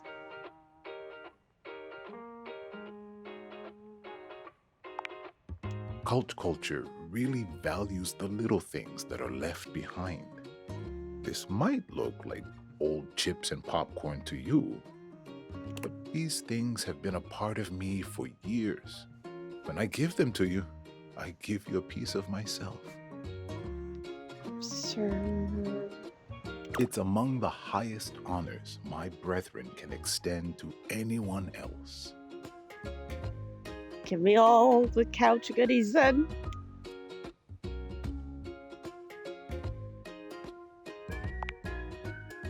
glad you understand the value of this gift. I'm really glad we could share this time together. I'm gonna take such a good nap now. Come back anytime you want to share some quiet time, all right? I'm just gonna...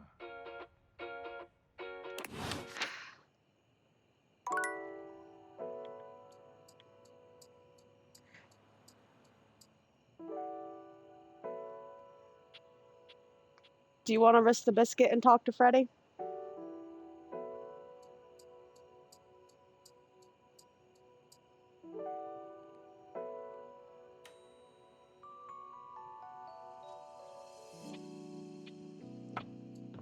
Freddy, my dear. Well, if it isn't the coolest kid this side of the polar ice caps. What have you been up to? You know, cool kid stuff. Whatever it is, I bet it is as awesome as you.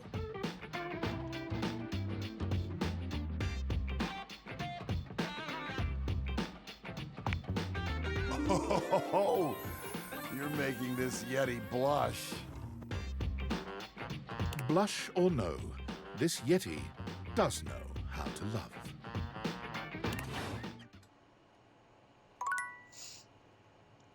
And that'll be the last time we get to talk to him, because everything else after that will be just a quick little conversation.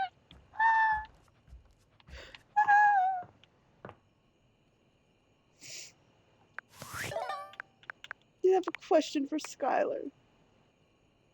Can't talk to her. It was worth it. We'll have to do that with Chance, too.